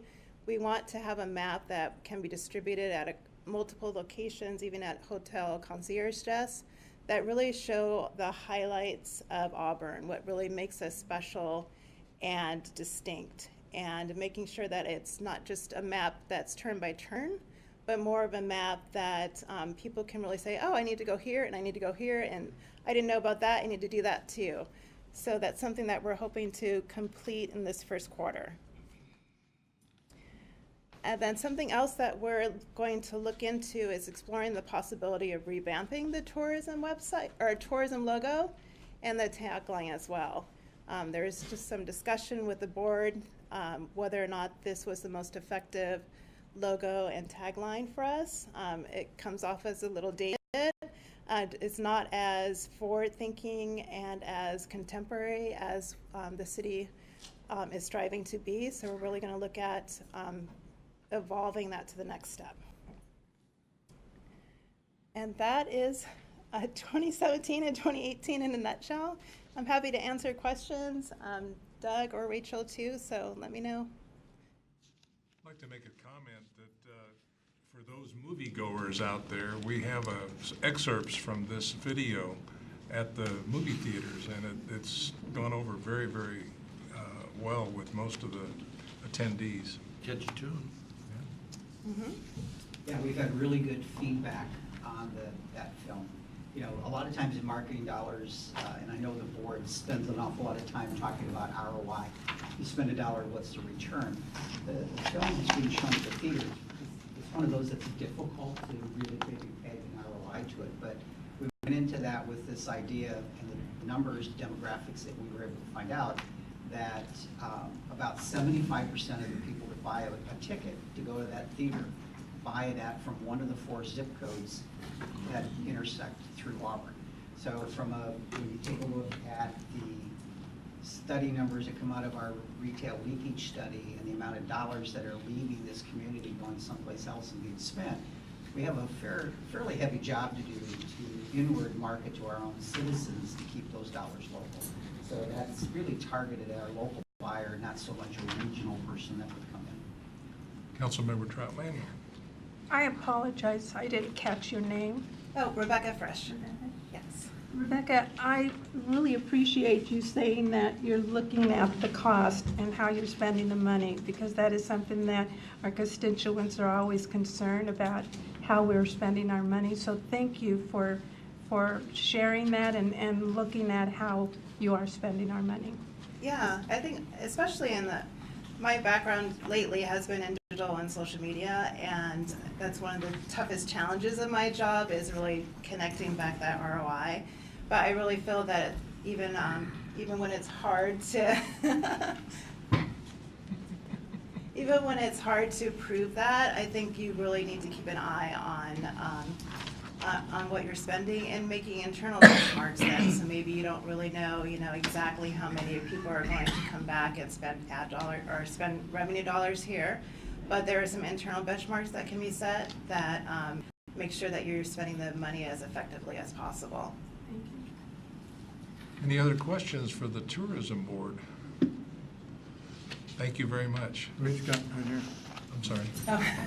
Did you let your son have a? I'm sure he would love to. So Thank just you. a couple of, I think a couple of highlights that you might want to hear, because we're just now getting into final numbers from finance.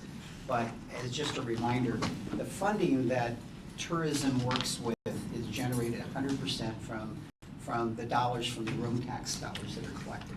So our LTAC board that meets twice a year, that is chaired by the mayor, and a few of the, I think we have 2-3 hotel owners on there and a couple other folks. It's a small group, but they make the recommendation for that hotel tax number that is officially quantified and approved by you as the taxation authority. This year in 17, I think we were budgeted estimating a revenue income of $110,000. We exceeded that this year by about 11.5%. So our income this year went way up. I mean, that's a double-digit increase in that tax revenue.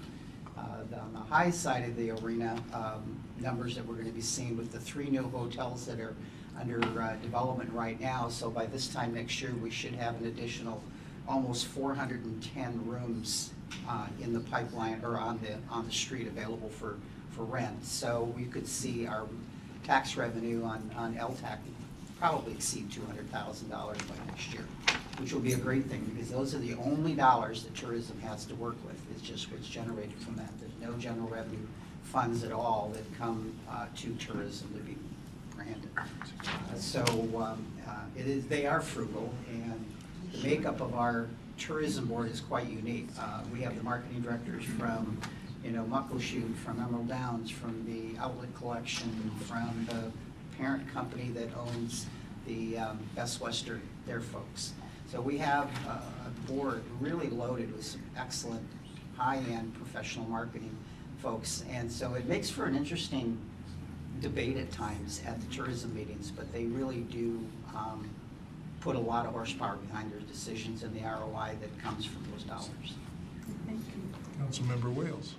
Notice I was looking at your materials that you're looking at focusing at some of the winter events. And one of the things that beads that I want to put in your bonnet is that of the equestrian centers that we have local and the equestrian competitions. that many times last 3 or 4 days, and we ought to use those opportunities to plant seeds for the current hotels and the new hotels. One of the core goals that we're going to be going after now, since we have new hotel space coming on board, has been kind of our problem.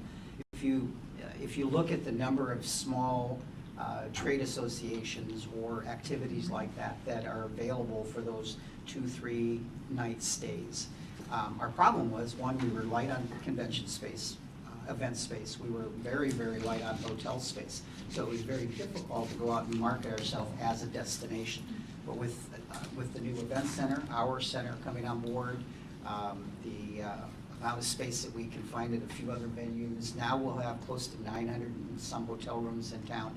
So yeah, that's one of our top goals this year in the marketing side, is going after these medium to smaller size conventions and trade shows and business meetings. Councilmember Pelosi. I don't see finance here, but have we ever allocated any funds from the city to the tourism board? You've been on. Yeah, we typically haven't. We've typically utilized the funding that comes in from the lodging tax. I know, but sometimes that's a little slow. So maybe we ought to consider looking at some budget from the city. Well, you're going to see a budget amendment come through in your next, probably the spring budget amendment. And the LTAC board is getting ready to make a vote. They have a meeting on the 6th, and there's going to be a request to allow some additional funding for marketing media buy come from their reserve account that would be made available to the tourism board. Is that in addition to the 61,000 that you want to move? Yes. It's in addition, Yeah. okay. And currently, they have there is a reserve account, some restricted, some available, that isn't budgeted, but it sits basically in their savings account. But in the long run of things, a little bit of money that they have in that reserve account, they're putting a lot of their eggs in one basket by pulling it forward this year. But the tourism board had felt that this was the time to get aggressive in the marketplace, so they wanted to let tourism have some more tools to work with now that we're bringing Smart House on board. Councilmember Wills. So what you're basically saying is, last year you raised over $110,000 through the hotel tax, and it was a little more than that because that was your goal, but you raised about 15,000 more, and that you want to carry forward 61,000, and you would anticipate you're going to still have 110, and you're going to ask for more beyond that? The 61 is what would come out of the reserve account into the 18 budget. Okay. So yeah, so basically what it You're just moving your money forward. It's just pulling it forward for Yeah, 18. that's We not already have more. $39,000 budgeted. That gives them about $100,000 for media buy and marketing campaigns this year. And in the sense of media buy, that's not a lot, but they're going to do with what they can, and hopefully, I think when we get our ad buy recommendations from the agency, how it all fits in, who knows? They could very well be back to talk to you this fall, but right now, we don't have the media buy estimates from the consultants yet. Councilmember Trout Thank you for Manuel. clearing that up, because I was also going to ask about that $61,000, because it says moving it forward, but you were going to be recommending that, so I was wanting you to clear that up, so thank you very much for Yeah, clearing that it's up. their money in their restricted account. They're just asking your authority to pull it from their reserve account and put it, amend their currently 18 approved budget. Okay. Councilmember Wales. I'm pleased to see that you're not just spending for the sake of spending, and that you're spending it wisely and sometimes underspending so that you can carry it forward and do bigger projects. I think with this spending pattern, what Bill is trying to say is that you're establishing a good record, and we don't want the budget to stand, or your cash flow to stand in way of the progress that you're making when you're so thrifty to start with. Yeah, if you remember, in our 10-year economic development strategic plan, there's a whole section in there on branding and marketing.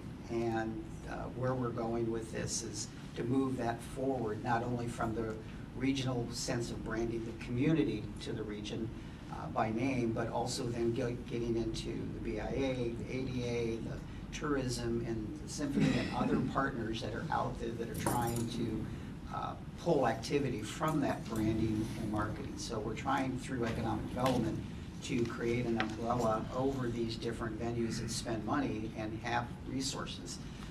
Partner, that digital campaign that Rebecca talked about, that was actually in partnership with the BIA. So the BIA committee partnered with tourism. They split the costs on that marketing campaign. So these smaller budgets are working together now to try to be as effective as possible. And we're tracking every click on the computer, every view of that video online. We are tracking the analytics to where this money, what this money is doing. So we're trying our best. Advertising is not a science, it's an art in a way. So you have to constantly be changing and looking at patterns and willing to take a little bit of a chance with it. But hopefully in the long run, what it does is it drives additional room tax, additional sales tax, and quality of life. So it's for visitors. Councilmember Pelosi. So, oh, she was I going to was say just going something, to- Rachel. That's okay. I was just going to say, along the lines of what Doug was saying, is that we were really spent the last year focusing on building a foundation and making sure that we had all the working parts in place before we really started to spend. So we're really going to start moving towards that goal of actually making all those parts move in synergy and in tandem. And part of that is really collaborating with Smart House to make sure that we have an effective plan together, not just creatively, but also with the media buys and ad campaigns as well. And then once we have a better understanding of the scope and the scale of what we need to start with, and we're not going to start explosively, I think we're going to start small and scale up. Then we can circle back around to let you know what really would be an effective budget for us.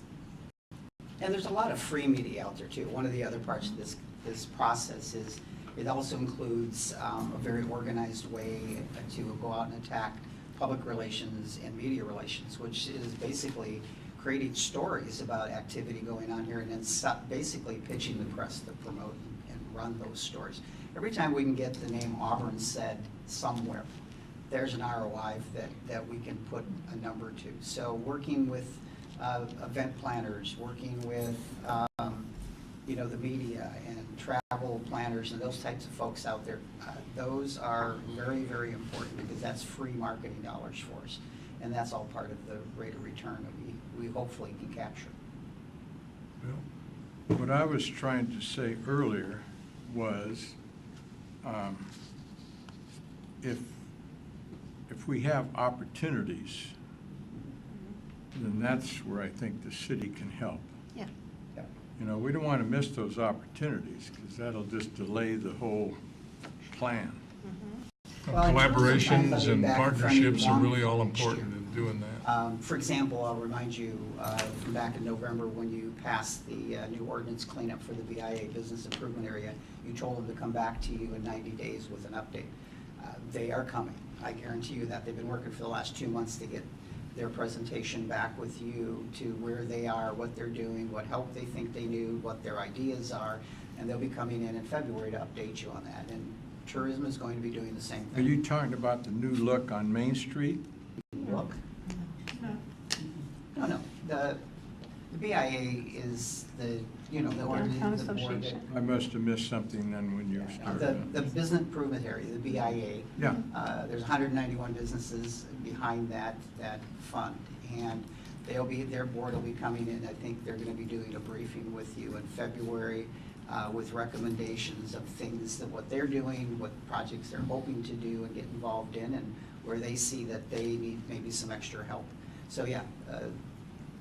And tourism is going to be doing the same thing once we get additional work out of the consultants. Well, I think that tourism and the upgrading of Main Street facades, that's they go the facade hand in improvement. hand.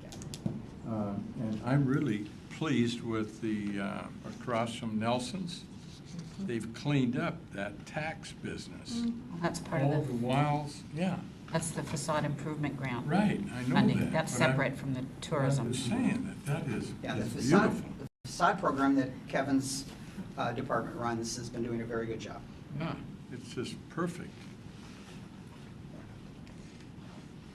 Councilmember Troutman. Doug, I'm just so proud. Well, think you have some wonderful women working for you. We are so lucky to have I somebody work from for them, I Muckleshoot. found out, yeah. They're awesome, and they're volunteered. All volunteers. Wow. Thank you for your service, because what you brought us is just, really nice. It's our pleasure. It's really, like Rachel was saying, it's really been exciting for us to actually accomplish some of these goals, and some very big, heavyweight goals for this past year. So we really have, the sky's the limit for us, I feel. And I think that we're going to really have some creative ways to capture new audiences for sure. And we get the airport growing and then more business coming in here and the collaboration and the partnerships. I think sky's the limit. Yeah. Thank you. Very, Rebecca very was just reelected to another term as chair of the tourism. Way to She's can stay on course here with us. So. We'll look forward to seeing many more reports in the future. All good. Thank you. Thank you. Okay, we're going to move on to ordinance number 6673, a review.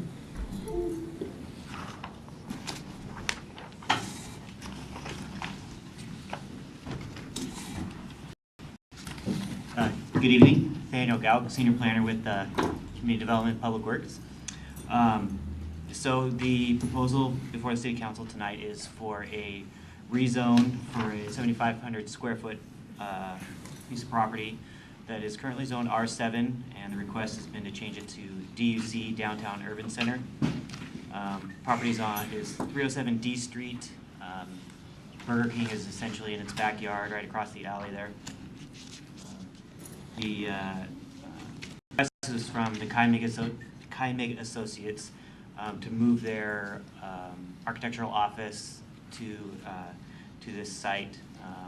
They're currently at 216 A Street. I think they've actually already moved out of there as Multicare bought it, so they had to find a spot for a new office. The request to change to DUC is consistent with the comp plan designation, which is Downtown Urban Center. The only implementing zone of the Downtown Urban Center is Downtown Urban Center, DUC. So the rezone request is consistent with would make this parcel consistent with the comprehensive plan. The city's hearing examiner did have a public hearing on this rezone request and recommended that the city council approve the rezone with no conditions. And so staff obviously concurs with that recommendation and recommend that the city council eventually adopt the ordinance to approve the rezone. And I will make one note on the ordinance. It references an Exhibit A, and the pagination of the packet kind of got mixed up, so that'll be clear in when we bring it forward to the next city council's regular meeting. With that, I'd be happy to entertain any questions. Councilmember Wales. Is it going to be a two-story project or a one-story project? So they're actually converting the existing house into their office. They don't really propose any exterior alterations other than they rebuilt the front porch already. I saw that, and there's something in the back. Yeah, they'll be adding an ADA accessible ramp in the backyard. But no second story? They're not adding a second story. There is a second story. I think they're just using for storage or... Is there going to be any requirement for them to put in a handicapped elevator, even though the second floor is only going to be for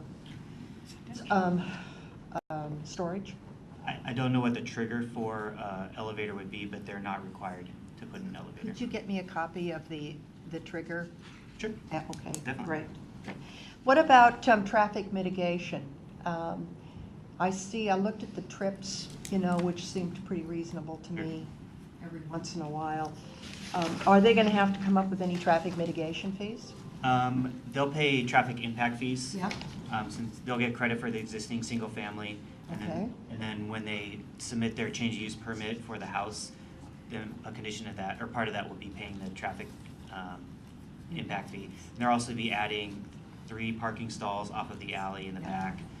using one on-site, or I mean, one on-street parking stall, and then they'll have room for the ADA and another parking spot in the driveway. It's a pretty long driveway off of D Street. Is there staff gonna park on the street? The staff will probably, I think they only have 3 employees total. Yeah, there's and not then- many. Right, so, and they really don't have visitors to their site, so they'll probably mostly park off the alley. So I would expect, because I've been there a number of times, they do have, the most I've ever seen there's been 2 staff, and I don't see a lot of clients in and out. I was surprised at the number of trips. Yeah, the number of trips is based off, not necessarily their specific business, but a typical architect planner's office. And how would I go about finding out finally if it's approved and they get a permit to build, what their traffic impact fees are going to be? How would I get that information? We can get it for you. It's available by contacting either our traffic engineer or the permit center. Okay, thank you very much. Any other questions? Yes, Larry. Yes, on page 24, item number 5, it says the site is rectangular in shape, 50 feet in width, east to west, and 150 feet deep, north to south. And I was just looking at the map, it looked like it might be just the opposite. Sounds like it got flipped there, yeah. And if I might, just. Good catch. I was curious, is that adjacent to family dentistry? No, there's one single House family in between. Right, okay. All right, thanks. Any other questions? Thank you very much. Thank you. Thank you. Okay, moving right along. The next item here is the Auburn Avenue Theater update.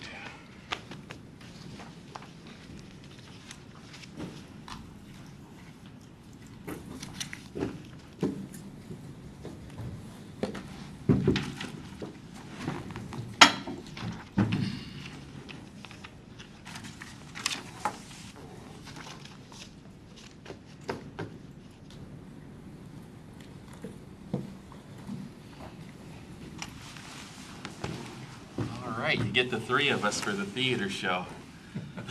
We were requested to come back for a kind of an update of the Ave Theater and what's working and successful, and a little bit about plans for the future. There's no decision points tonight, just an opportunity for discussion and your input as to the theater. I'm joined tonight by Jim Kleinbeck. He's our theater coordinator, so he schedules all the shows there and the privates that happen there as well as other entertainment throughout our park system. And Julie Kruger, who's our arts and events manager, and she oversees Jim as well as the marketing of the theater and the overall marketing of our community and for our community arts and events. And I think the segue tonight was awesome to hear about tourism and downtown redevelopment with the 3 hotels coming online and the 2 downtown developments that are going to be coming online in the next 2 years. It really talks about what downtown theater can be in a community. We've triaged it along for about 10.5 years when the city took the theater over. There's 4.5 years left in the lease of that building. And so those will be some talk points we're going to be coming back with in the next 6 to 12 months as we put together a strategy that we're going to talk about a little bit in this PowerPoint. So I really believe community theater is a quality of life issue in a town. It's really like to some people who go to their sports events, for others it's music and theater, the chance to build a set, to be around other kids, to gain confidence. And our theater's done a great job with that over the years. A little bit of background, it was built in 1926 as a bus depot, and then it became a movie theater, and then the Douglases as a dinner theater. And it was shuttered for about 10.5 years ago for about 9 months after the Douglases were no longer interested or available to operate it, and the city went in with the lease contract for the 15 years and spent about 9-10 months converting it from a dinner theater, which wasn't as successful in the 2000 era, and the economy was turning down, into what was more of a typical community theater. Since that time, we've done a few theater studies on black box and how we could renovate, etc., that we have on the shelf as we determine where our next direction is going to go. So it's been managed by the city of Auburn the whole time. We're one of a few cities around. City of Renton manages Carco Theater. There's others, and there's some that are operated by nonprofits that usually receive city help. So we'll have, Jim can talk a little bit about our current operations. It's kind of threefold, and with youth and privates, and you can either turn your head or look up there, depending on your eyes. Yeah, so over the length of the lease as the city's been running it, when we first started running it, we just tried to figure out what would work in the space, and the things that have really have caught on.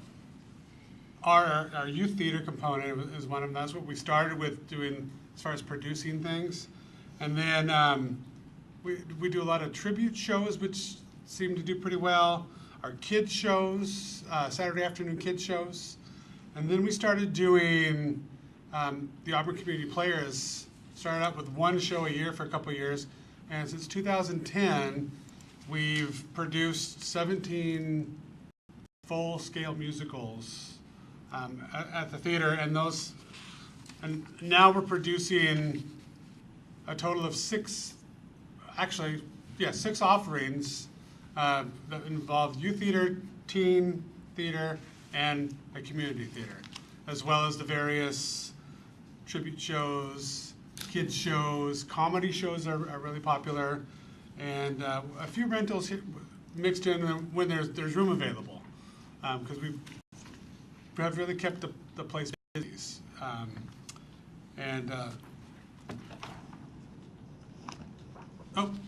Youth theaters next. So For teen players. Yeah, the Teen Players is the last one that we picked up. We began that how many years ago? 2, 3. It'll be 3 years this summer. Yeah, and so that's been a great program for that age group that kind of gets lost, and there's most of the high schools have kids doing performances, but they don't get a chance to do it outside of the high school environment. And it's just like any other activity. If you have a passion for it, you want to do it more. And so last summer we did The Wedding Singer, and it was wildly successful. And it's a great age group to get out there doing something that just is looking for an opportunity. But then the youth theater camps, Jim mentioned them just a little bit. I don't know, how many are we getting now at those? It's like 60? 50. Yeah. 50 in the summer and about 40 in the spring. So those shows are outstanding, mainly because the kids do everything, and they get their aunts and uncles and grandparents and parents to actually buy tickets to the show. So we get the revenue from the kids to sign up for 2 weeks of camp for $300, whatever it is, and then we get their parents to come to the shows. So it's both a marketing coup, but also, more importantly, it's really an opportunity for kids to do something that they're passionate about. Some great pictures there of the ones we've done in the past. The Wizard. Those ones are at Shrek, James and the Giant Peach, and I can't tell what's down in the bottom corner. And we've had 2 outstanding, they call directors, and it kind of bounced back and forth with those 2, and the kids and the parents love the leadership there as well. And Jim Westusing has worked a lot with our teens on set building, and they use a little area at the Her lumber building that we have. The third bay is kind of where they go down and paint sets and do that as well. So there's a lot of skill beyond just the actors. There's lighting and sound, and we're doing a good job of trying to keep everybody involved. Darryl, did I noticed that your comedy has dropped by 49. Well, I didn't figure it out, but it has dropped. Is that because you have filled the spots up with other things? Say that. So The number on from 2015 to 2017, your comedy has gone down, and is that because you filled up the spots so that you don't have as many spots for them? it could be that we didn't have a May show that year because something else took its place. So those numbers fluctuate based on what else happens in the theater. Sometimes we do comedy through May, sometimes we don't. And so it's likely one show didn't happen. Okay. Can I follow up? Sure. And have you ever thought, or maybe you did try it, mystery theater? Because I know I've played in 2 of them already, and we had one we had to go over to Enumclaw, the other one in Kent. It would have been nice if we could have a place where we could do a mystery theater. It's a great idea. Councilmember Wales. One of the, well, your overall attendance is up. And I think that this speaks to you trying to find where your market is and capture the large community theater productions. And I think that's Yeah, well that's stated. I think what we've really learned is that the kids and the teen and the adult, where they get to actually be in it and then attract their own audience, it's both. I come from a recreation background. It's kind of like recreation versus private venue of just renting it to the Seattle Comedy Tour. That works too, and our tribute bands are super popular. But the real growth has been in just growing our own people with passion for the arts. I mean, we used to do a spring and summer community theater, and we added a holiday show because they're so popular that's the growth. one of the things that you've reported in the past has been not only the tickets for those that have attended, but those from our own community that participated. Because we need credit for those people in the past.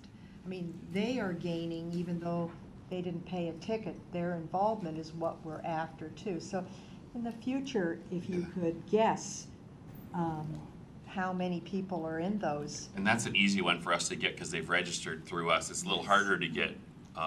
What you're looking for is easy to get because they all registered just like a recreation class. Because what I do is I take the amount of money that was spent and I subtract your income and then take the remaining amount and divide it by the number of participants.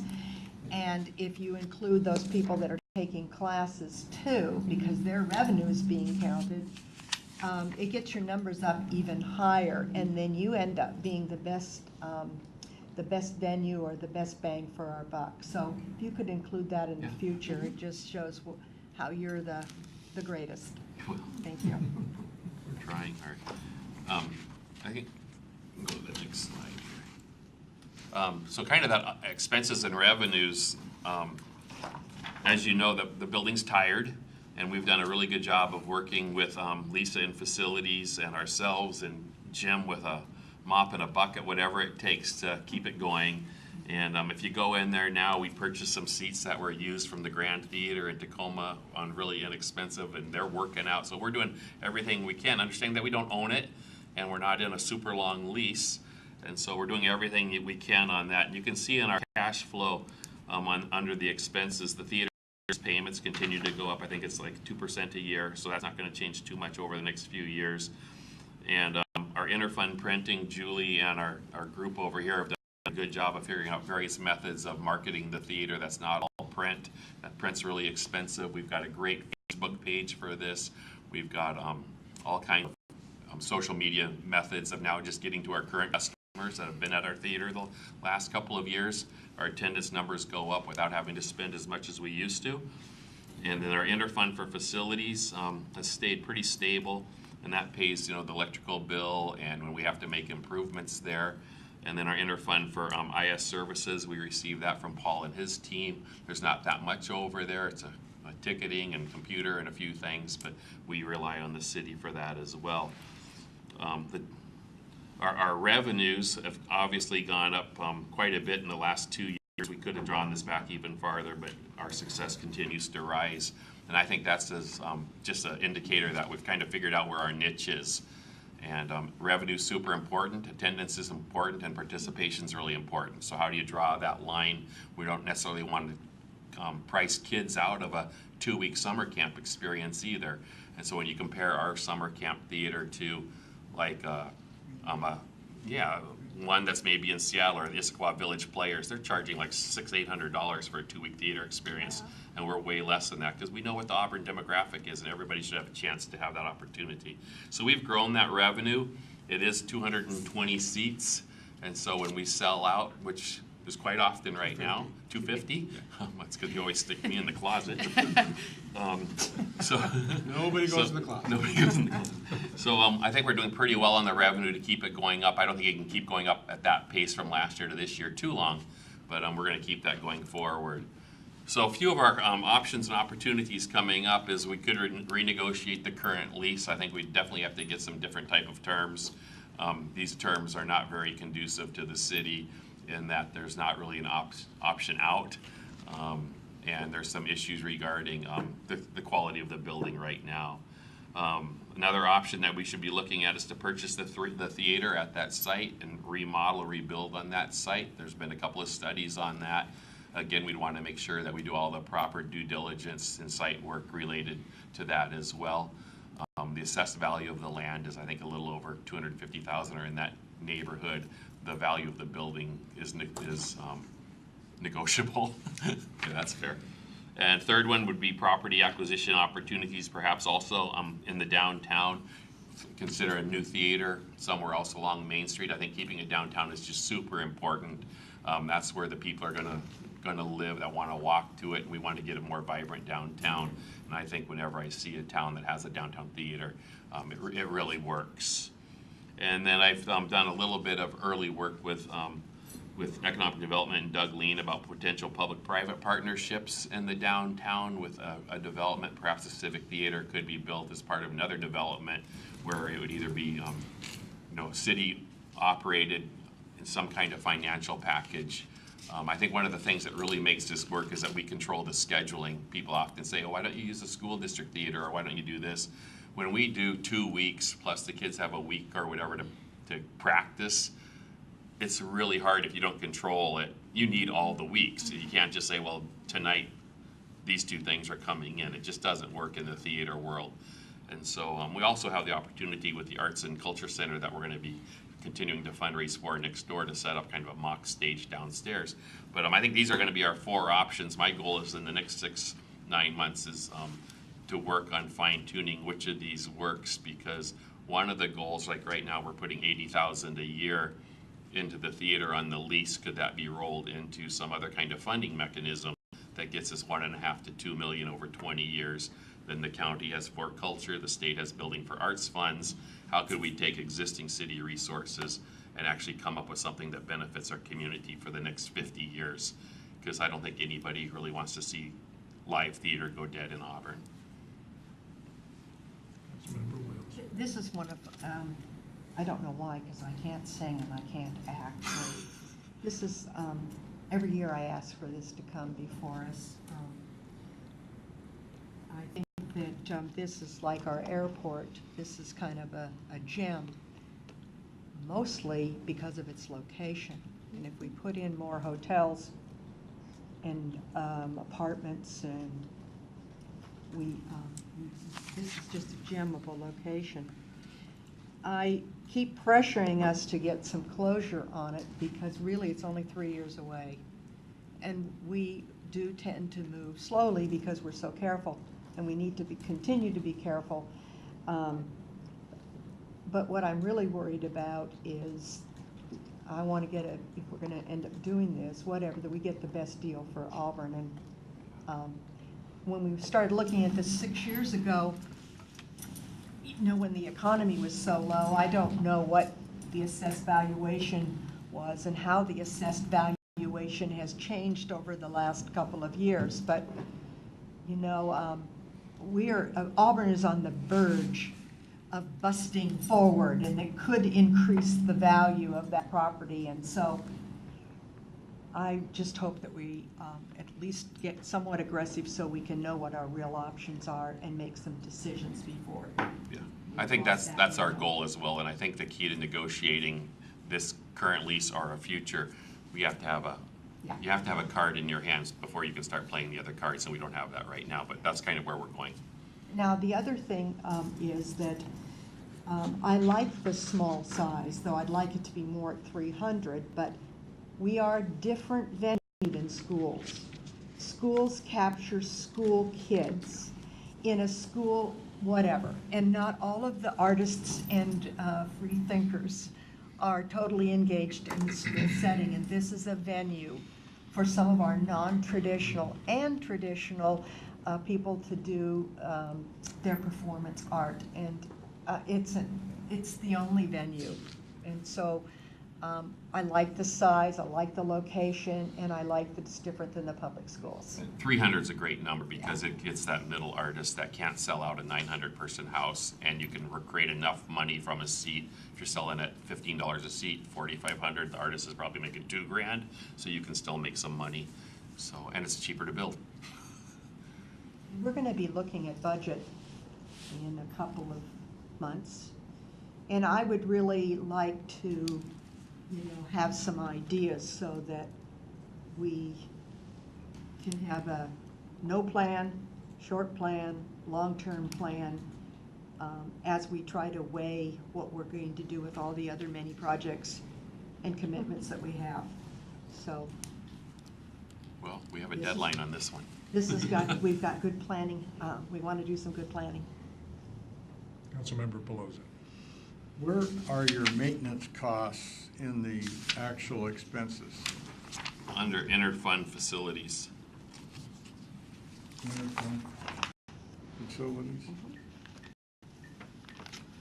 How do you scope out the infrastructure in the building itself? You know, it's an old 1926. How do you scope it out? So how do we, keep ourselves from Well, that's the going bucket in the number. hole on the structural maintenance? Yeah, so we basically are doing cosmetic and janitorial and not structural maintenance. That would be a whole different level of decision that would have to come to council if that came up. So Jim obviously is on site, and so when we have things like maybe a leaky roof or that type of thing, but this is more utilities, janitorial, minor cosmetic things, but not major construction. No, we did have a structural situation years ago. Yeah, before we opened, there was insurance. We used city insurance to, and Dave Clark Architects and some engineering to shore up some in the middle. 6 years? Six. It's probably a good number. So- Yeah, there was a big snow. 2008, it was the snow of 2008 that damaged the roof. So 9 years. So we aren't surprised. Are we looking at maybe having someone look at it structurally again? An examination?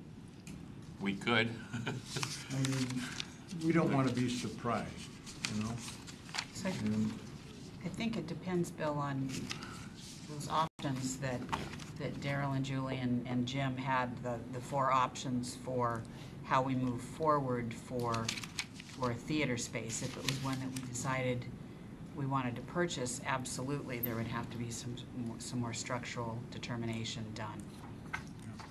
Does the owner assume any responsibility in that area at all? I don't believe so. I think if it had a structural analysis and it came out negative, it would be up to the owner to determine whether or not we were still there. Don't you have some plans or a development scheme that was done a number of years ago, a pamphlet that might be useful if we could get some copies of that to look at again? Yeah, we did a conversion plan of if it wasn't this style and what it would cost to basically bring it up to 2017. But the nice thing about it is that now we own the property next door. Right. No, it's So a great location. You got the It is, so alleyway and we're not saying that, what was done 7 years ago would really work or whatever, but it just gets us thinking about what the green room needs, restroom needs, all of this other kind of stuff, because it's so very complex. The other thing that you need to include in your, where you list the people that are performing, you need to list the volunteers that you have, because they love it, and you allow them to take the revenues and use it for public service in the community. And those 5 or 6 people at every performance, or 10, they need to be counted in the people that you're impacting. we had a great relationship with the Kiwanis Club of Auburn, and it's a great fundraiser for them. They love Oh, it, and and it it all works goes great back for to us our because we kids. don't have to do it. Bob, I wasn't quite finished. Sorry.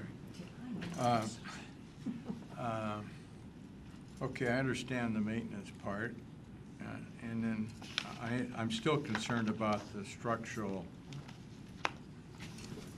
The other thing, and I know you guys do a great job down there and keeping the front looking good, but what bothers me is when I drive by there and I see an empty window. You gotta throw up something in the window. Don't leave it empty, because. Little marquee windows. Yeah, yeah. I mean, even if you put up some posters that aren't even related to what's coming up. But need it filled. Anyway, you're doing a great job, but I think when I drive by there, oh my God, are they shutting down or what, you know? Councilmember Troutman. Well, I believe a couple of years you guys were talking about when we bought that new building next door, that we may be putting an awning so people can, the actors, when they're practicing over here, they could walk across. Are you still talking about doing that, or have we just put that on the back burner and not even look at it anymore? Well, it's kind of on the back burner with the whole UW Livable Cities project and now us owning the Arts and Culture Center. I think there's a real opportunity to kind of redefine where exactly the green room is and where exactly a reception area is now that we have both and the alleyway. So I think we use the alleyway now, like in the summer, the kids gather out there and organize for their next set. And so if we actually close, and we do close off the alleyway on those evenings, but whether there's an event tent, and the mayor and I have talked a little bit about at least trying to do part of the Livable Cities project on a little lesser dollar to activate that. So I think there's some opportunities there in a tent or, you know, the Edison lighting like we had in the beach, just to give it a little bit of light is an opportunity. I think in the future, though, the large gatherings will happen in the Arts and Culture Center, and then people will just walk over there, like a reception before or after a show. Okay. I was just curious where that went. Any other questions? Good job. Great, thank you all. Thank you, guys, appreciate it. Great pictures too, thank you.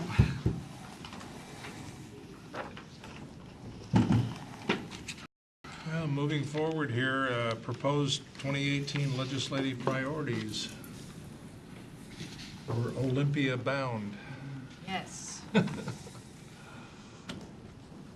I'm glad we have this only in draft format, because I know a lot of it has changed with the passing of the capital budget and some good things. So, good evening, Council. Dana Hinman, Director of Administration.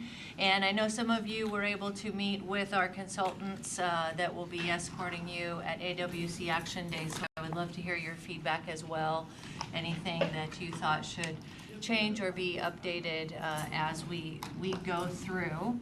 But in your packets, I provided you the draft that we have been working on for the last several months as we think about what are the top line items for us to advocate either for or possibly oppose when it comes to some state and federal legislative priorities. And you can see at the top of the list, it's been on everybody's mind since the end of last session, is the streamlined sales tax. The changes in the legislation last year show that we will be negatively impacted financially by this. And Senator Fain did put some money in the budget to do a study to see how some mitigation could happen for those cities that are defined as loser cities when it comes to streamlined sales tax. And we have had staff, Shelley Coleman has been, of course, intimately involved with this. There is a work group that has been formed with the cities that are negatively impacted by the changes in the streamlined sales tax, and we hope to have some positive movement in some way. I'm not exactly sure what that will look like or what the end result will be, but it is something that we have our eye on very closely, and we'll hope to get some support for some mitigation on that front. Also at the state level, you'll see some commonalities in both the state and federal agendas where it has to do with homelessness, opioid addiction, and mental health. And those three things we know are very interrelated. Some things are causation of the other, some things are symptoms of another, but regardless, they are three issues that we are experiencing, not just here, as you all know, but throughout the region and throughout the nation. And we will continue to seek funding from the different levels of government to support programs to address homelessness, opioid addiction, and increased access to mental health services. And there are several things that came out of the capital budget passage that we're very excited to see. There will be some money I put in your weekly roundup for last week. We'll see some money coming into some really good programs. Nexus Home and Youth and Family will be receiving some money, as well as the YWCA here in Auburn will be also receiving some money out of that capital budget, and we're also chasing some of those other dollars that I can update you on when we are successful.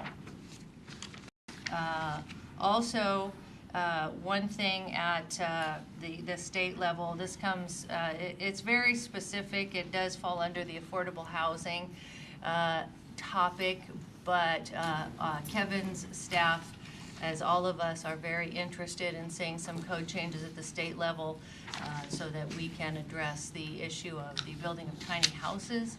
And there are some things that need to be checked off at different levels before we can check them off in our codes here.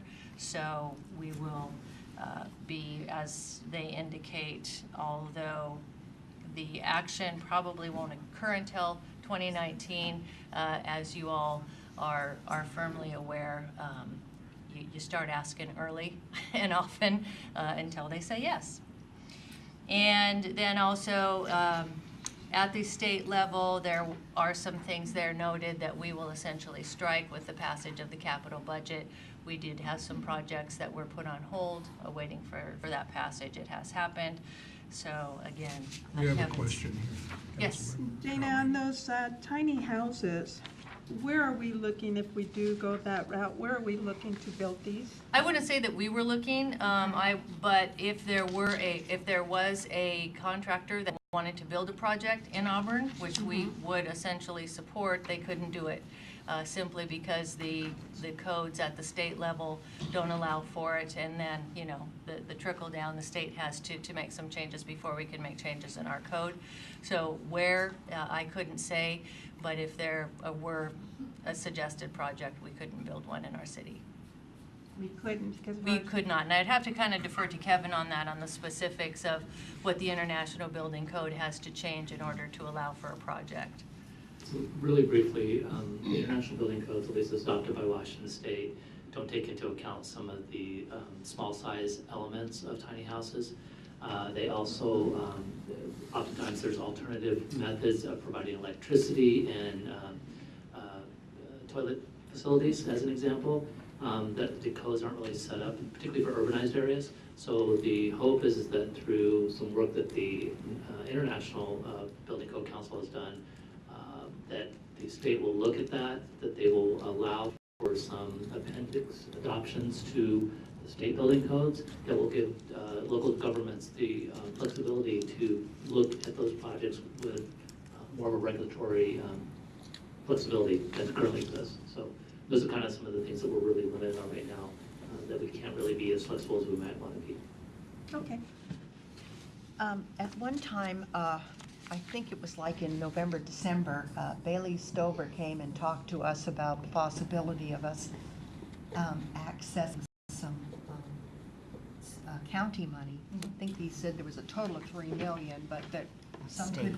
That was state money, yes. And so where are we with that? If we were to get the codes changed, do we still have access to some of that money? We would. A modular housing project is different than a tiny houses project, so our code does allow for that. So that project in and of itself could be a go in Auburn. So with the passage of the capital budget, there was a $3 million set aside in what they're calling the Innovative Housing Fund. And that is money that we would, Valley Cities is going to chase, but we're going to definitely support and advocate for. And then Councilmember Up the Grove at the county level has put forward, it's a $1 million grant opportunity for new and expanded programs to address homelessness. And that is $300,000 over 3 years. What we're hearing there, and our staff is working with Valley Cities to go after some of those funds as well. Can you tell me, in very, very general terms, what the amounts and what for Nexus and the YMCA? Oh, I sent that out. I can access that. I have it right here. Yeah, Nexus is about $500,000 Yeah, to 500,000. renovate their main building. And the YWCA is 763,000. And was it for any specific use, the YMCA? That is YW? YM? YWCA. Okay, what was I this? can't remember off the top of my Just head curious. what project that was. And I did, what else did I see? I do believe Valley Cities was able to, I don't think it was for an Auburn project though, but those are the two Auburn-specific dollars that are coming. Thank you. Thank you very much. And then at the federal level, we of course are going to continue to advocate strongly for infrastructure funding. We know that, again, Kevin's staff chases those infrastructure dollars like crazy.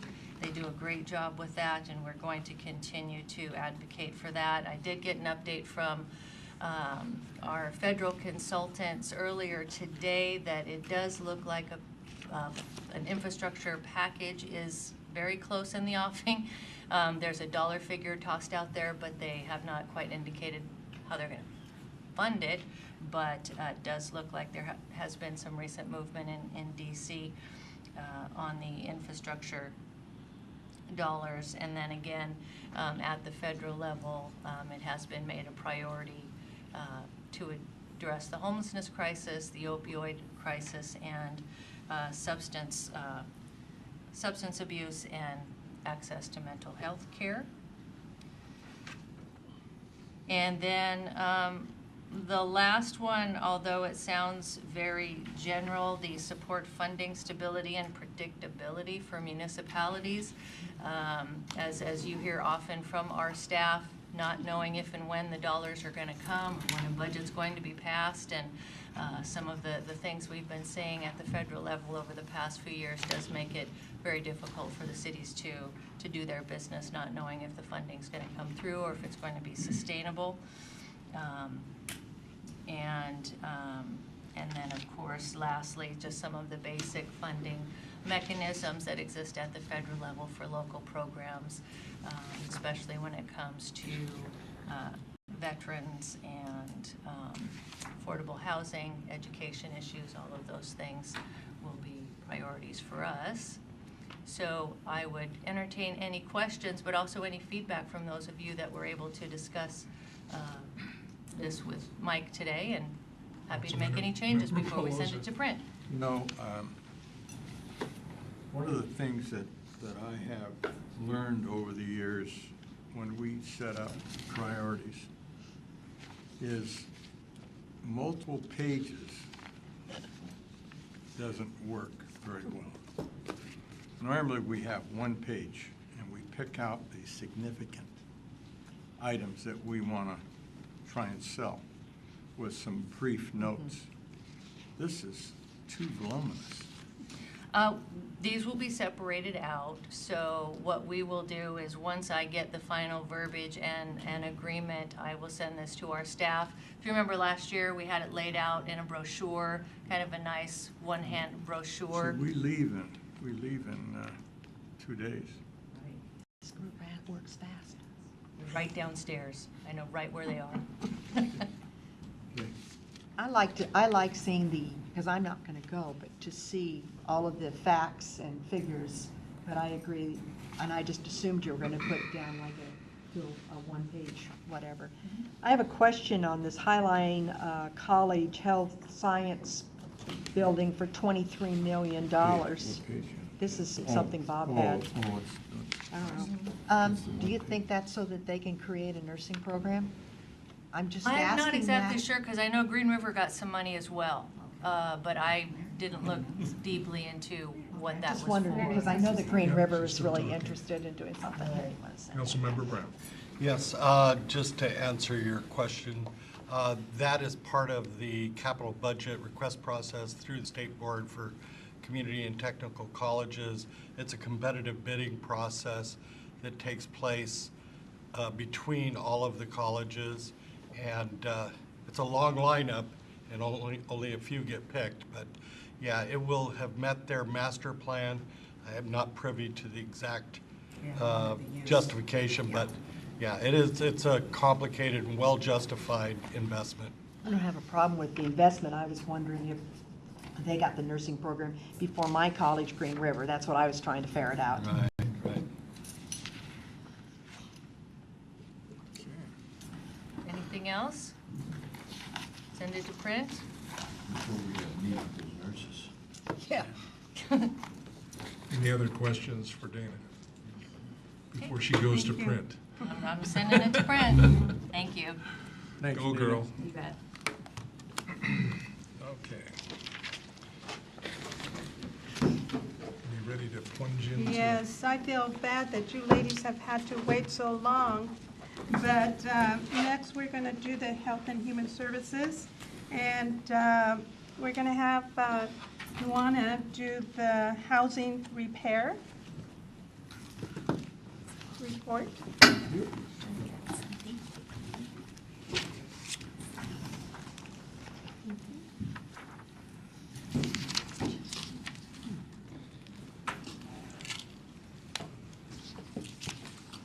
While she's handing those out, do you ladies want to introduce yourselves? Absolutely. I'm Joy Scott. I'm the Human Services Manager for the City of Auburn. I'm Emily Pearson. I'm the Human Services Program Coordinator. And last, hopefully not least, I'm Duana Richards, Community Programs Coordinator for the City of Auburn. And it's my privilege to get to help people who are in need in Auburn. And so I just want to give you a quick update on what's been involved with our housing repair program in 2017. So the first thing to highlight is that this is funded through the Community Development Block Grant funds. So all of these funds come from the federal government that help cover the costs for this program. And to qualify, there's a few things that the applicants have to meet in order to qualify. First is that they have to live inside the City of Auburn city limits. I have many calls that come from Algona, Pacific, other places, but they do have to live within the city limits. The person applying has to be listed as one of the owners of the home, and you have to give me proof that they do own the home. They have to have lived here at least 1 year before they apply, and they have to stay at least another year after the repairs are done. In other words, they need to plan to be staying in their home for a little while. We help people that are in the low to moderate income range. They earn anywhere from 30% to 50% of the median income for King County. And just gave you an example for someone that would earn up to 50% of that median income for a single person, that would be $33,600 a year to qualify. Once they're approved, they have access to the grant funds that they were just approved for up to 3 years. We can make repairs on their homes without them having to reapply again. So, the number of households that we helped in 2017 was 72. In past years, our numbers have been around 50 or so. So last year, we saw quite an increase in the people that we were able to help. And this was partially because we had access to both the 2016 and 2017 CDBG funds. And so the total spent was $390,000, and the average that we ended up spending was about a little over $6,000 per household. We just increased our limit at the beginning of the year to $7,000. So a grant is usually for up to $7,000, but I do have discretion to go up to $10,000 per application if some of the repairs that they need are particularly expensive, like a roof or a complete replumb or different jobs like that. Just real quickly, income levels, over 70% of the people who are accepted into this program meet the 30 percentile range. Over 70% are seniors, that's anyone 62 years or older, and over 70% are female head of household. And those are all different figures, but they all ended up right about 70%. So many of my applicants are little ladies that are widows that are living in our mobile home parks. I did a breakdown of the ethnicities there. You can just look over those real quickly. And just a couple before and after pictures. Most of the projects that are requested, I get a lot of requests for plumbing related work. Whenever there's a leak in a mobile home, it does major damage. So then we're dealing with repairing soft floors or walls that have been damaged. Another request we get a lot is for roofs, and that's why we had to increase our dollar amount, because we were limited to $5,000 before. I could no longer get bids for a $5,000 roof, even on a mobile home. It just doesn't exist anymore. Then we also get a lot of requests for furnaces during the winter. I get lots of requests for that. This is another before and after. You can see the deck and porch was basically falling in, and we were able to fix that for them. Get requests for ramps, and there's a roof, and you can see where they had put plastic up and all of that. And I wanted to share a letter with you from an individual who, this was their roof that we did before and after. And I think this just sums up, I get lots of these kinds of letters and thank you notes. I have the privilege, like I said, of helping people and making a real difference for them. So I love my job. Anyway, when I got sick, we lost it all. Every road we turned on, there was disappointment. I was forced to close my business and sold everything to survive. Pawning the last of our things was a normal way of life. I did the best I could at repairing leaking spots on our roof, but the age of the roof was the real problem. For 4 years, I continued to spread tar on our roof, tried to get financing to replace it. All roads seemed to be closed. We were catching drips in bowls and trash cans, and something had to be done. I looked over a bill and documentation sent to me, and that is when I learned the City of Auburn had home improvement funds for disabled residents. I collected all the documents needed, filled out the application. I felt hope and prayed a lot, wishing that I would be approved. With 3 children in school, funds became even tighter. We managed to take care of the expenses, but as summer came, we still had no way to replace the roof. The summer came to an end, and the rain started. I said a few more prayers and hoped a new roof was in our future. I called Duana Richards to see the status of my application. She was surprised I was calling because she was going to give me a call the next day to let me know I was approved for the new roof. I thanked her and made arrangements to come in and sign the paperwork. I went to my car and called my wife. She was so excited, and we spent a few moments talking and crying a little. So much stress lifted off of us. When she came home, there was a new sense of happiness in the air. Something calming filled the atmosphere in our home. something we have not felt for 10 years. I go outside a lot to look up at the new roof. I was the only house on the block without a new roof. Rather than looking like a blight, our home looks refreshed and matches my neighbor's roof conditions. My neighbors also benefited from my new roof.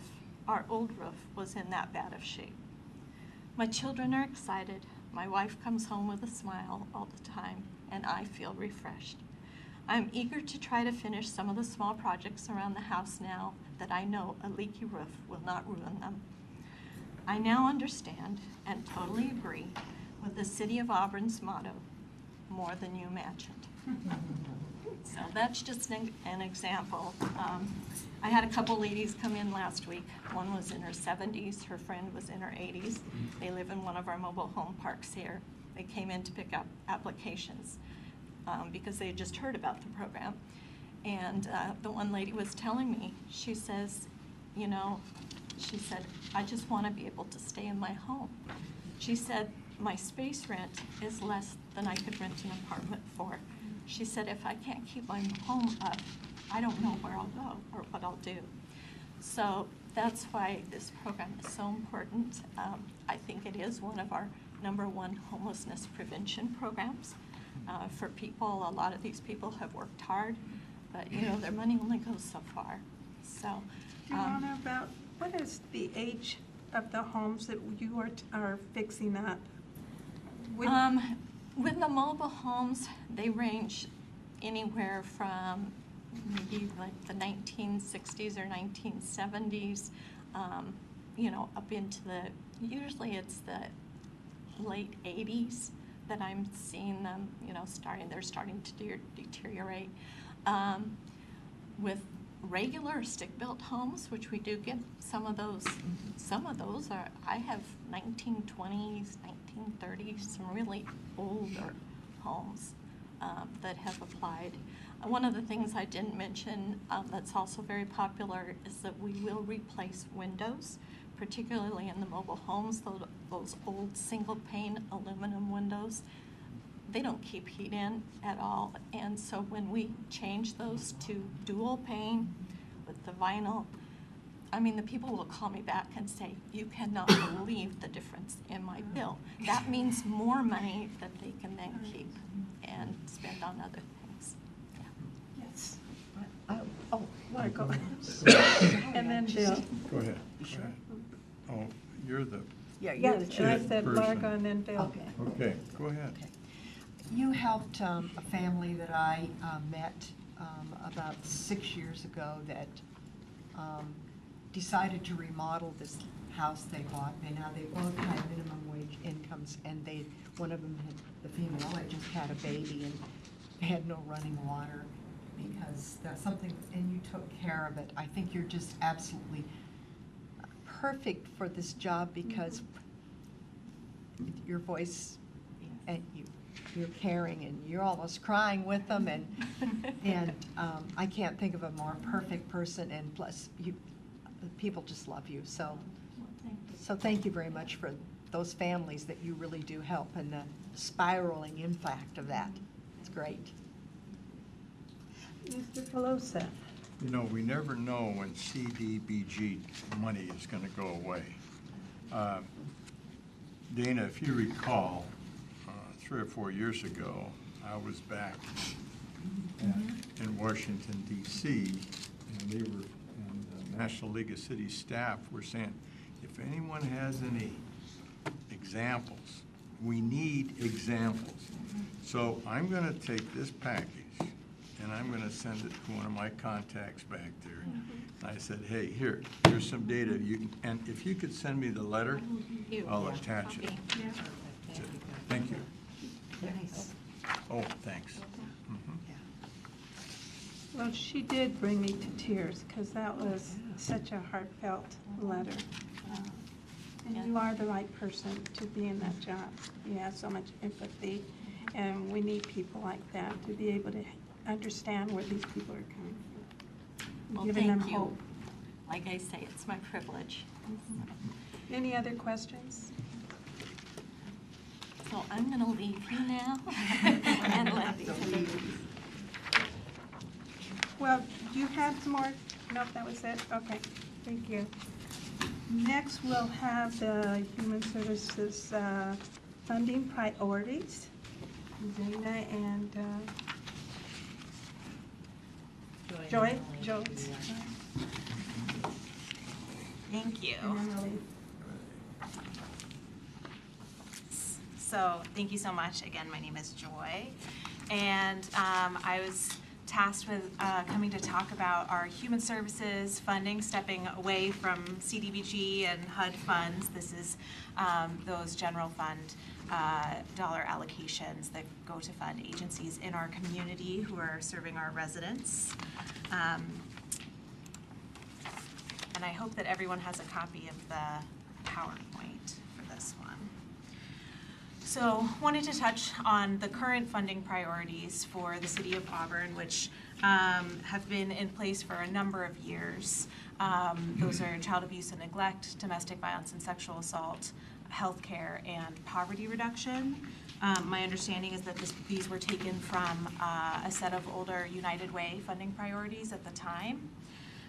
And this is the information that we provide in supplemental materials for agencies when they apply for funding. This is what we say our priorities are as a city, so that those agencies know if their programs will meet the outcomes that we're looking for or the need that we're defining in the community. So I'm going to turn it over to Emily, who can speak in a little bit more detail about what we've funded as a city in the last few years. These are some examples of programs we've funded that fall into the current categories. As you can see, child abuse and neglect, youth services, special needs for at-risk babies and children, DV and sexual assault, many advocacy programs, prevention, shelter, counseling, healthcare, medical, dental, mental wellness. Sometimes that has fit under poverty reduction as well. And housing, food access, job preparedness, prevention for eviction or utility shutoff. Most recently, we've in this funding cycle, we've provided some civil legal aid as well, and refugee support. These are just some of the types of programs that we've funded.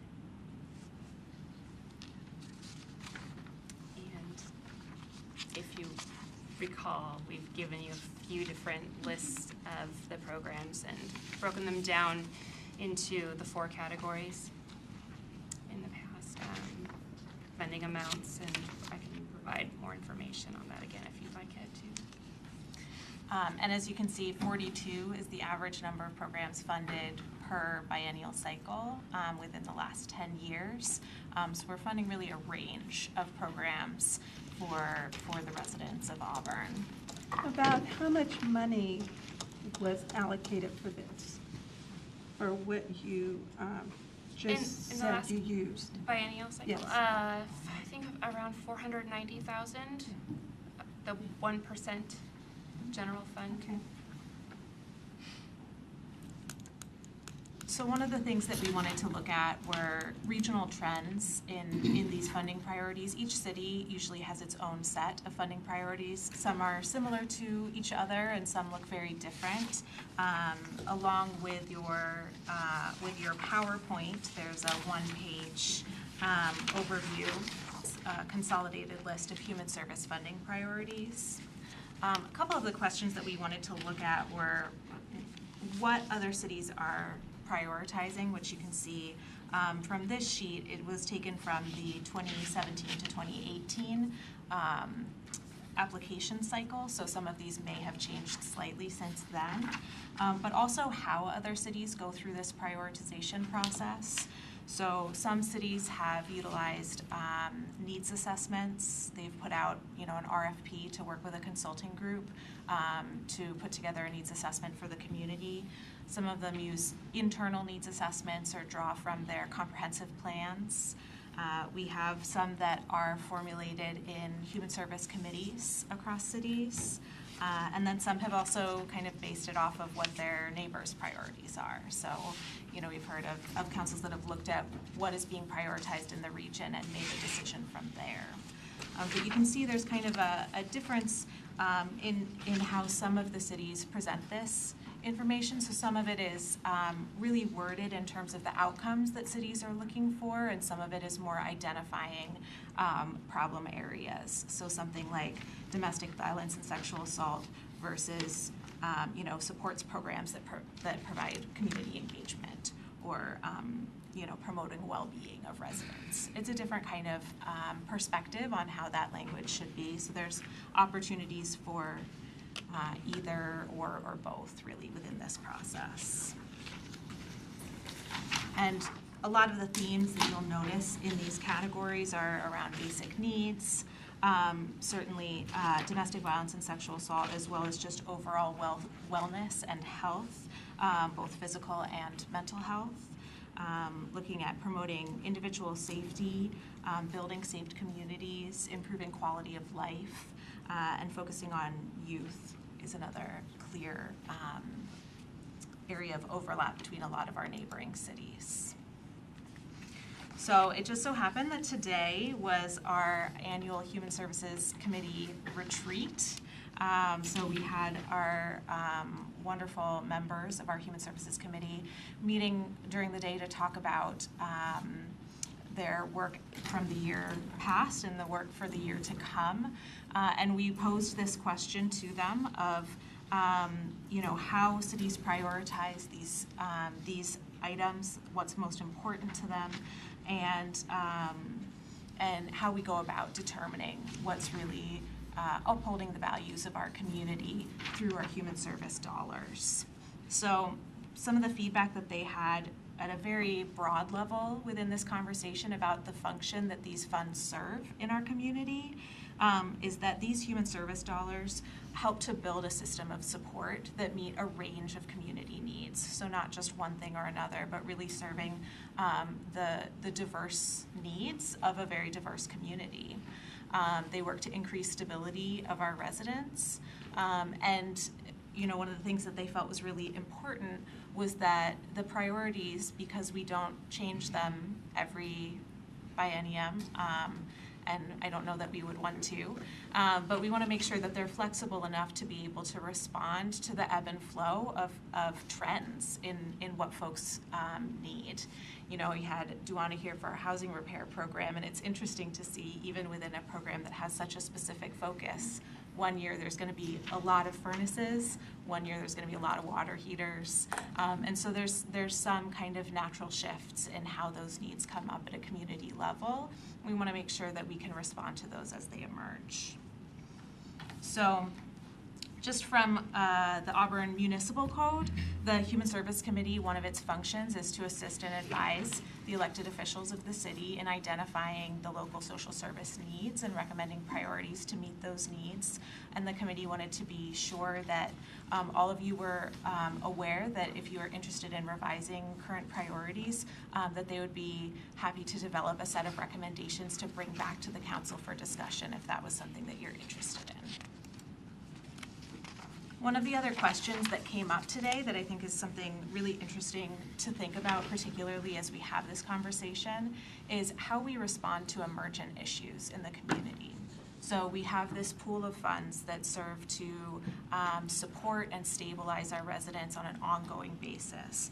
But we also have large crises and unexpected things that come up, everything from the homelessness and opioid crisis to the Heritage Fire. There are different ways in which crisis impacts our community. And there's certainly a question of what funds respond to these kinds of issues. The nature of these kind of biennial funding cycles is that they're not necessarily able to be as responsive to something that is immediate or comes up mid-year, and not necessarily able to respond as well to things that come outside of a programmatic standpoint. So if an agency is not currently offering a program to respond to this emergent issue, it might be difficult to fund within our normal funding cycle.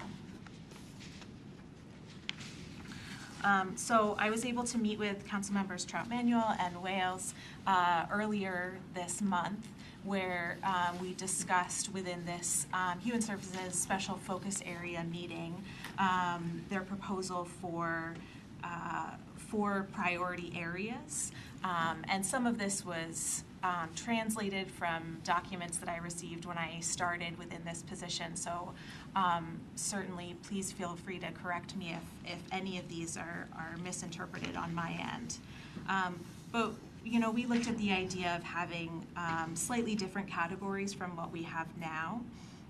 So we had spoken about an overarching kind of homelessness prevention or housing stability that would look at strategies such as diversion, rental assistance, eviction prevention, shelter and navigation services, and domestic violence supports, as well as food access, things like emergency food, meal programs, and programs that provide that food delivery service, things like Meals on Wheels.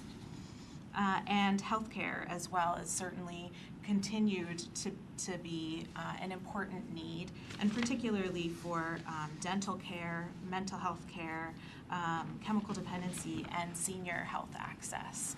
You know, that was something that really came across very strongly, as wanting to ensure that our seniors are able to not only remain in our community, but remain healthy in our community. And this is actually the next item on the agenda, but it's just part of this same discussion, so just maybe an extra 10 minutes there.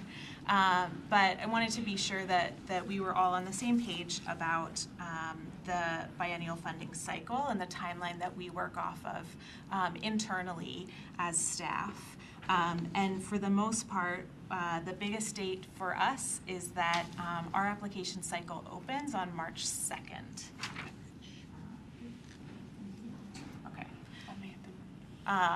Right at the beginning of March, our funding cycle opens, and our supplemental materials are due to the company that is our main application portal on February 23rd. So really, you know, we have this upcoming tight timeline, and so we either have an opportunity for a longer discussion, you know, maybe we come back a number of times and we have a larger discussion about what this looks like, not for this funding cycle, but for the next and the ones beyond that. Or if you're wanting to see changes made quickly, then we would really need to have priorities be set by February 15th in order to meet the pretty pressing timelines of our upcoming cycle, and make sure that our local social service agencies are aware of those priorities in a timely manner.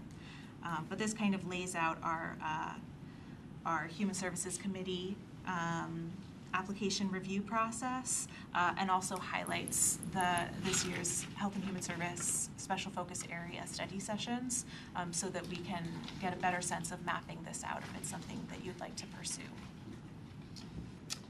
Any questions? You did a nice job. Pretty much covered everything we talked about.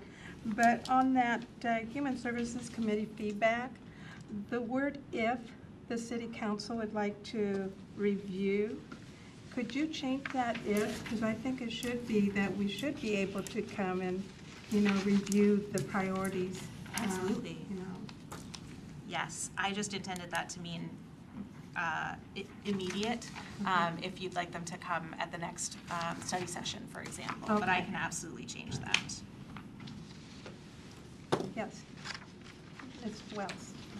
I can't remember the year that I was on the Human Services Committee. I think it was probably around 1998 before I retired. And these were the same parameters that we had back then. Yeah. I think that with national attention, state attention, and local attention given to the issue of homelessness, and having this homeless diversion category, first and foremost, supports things that we are doing or requesting legislatively too. through AWC and through our congressional meetings back east, from affordable housing to little houses, to even what our block grant does to repair things so that people can stay where they are. So I really like the idea that we've got it first. I don't know if that was intentional or not, but I do feel that it is a national emergency.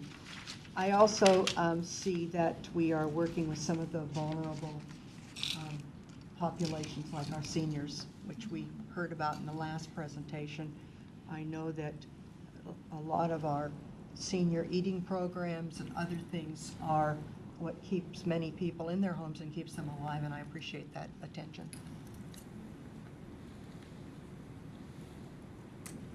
Any questions? Mr. Holman, you look like you're thinking very hard. Do you have a question for our I'm impressed, thank you. happy. Okay, thank you. Thank you very much. Thank you. Okay, Dana, our next is a resolution for, wait a minute, yeah. Yeah, that was just, and I suppose I need to find out from what was discussed at the retreat. Do we have Yes, a so the Human Services Committee is currently a committee of 7 individuals.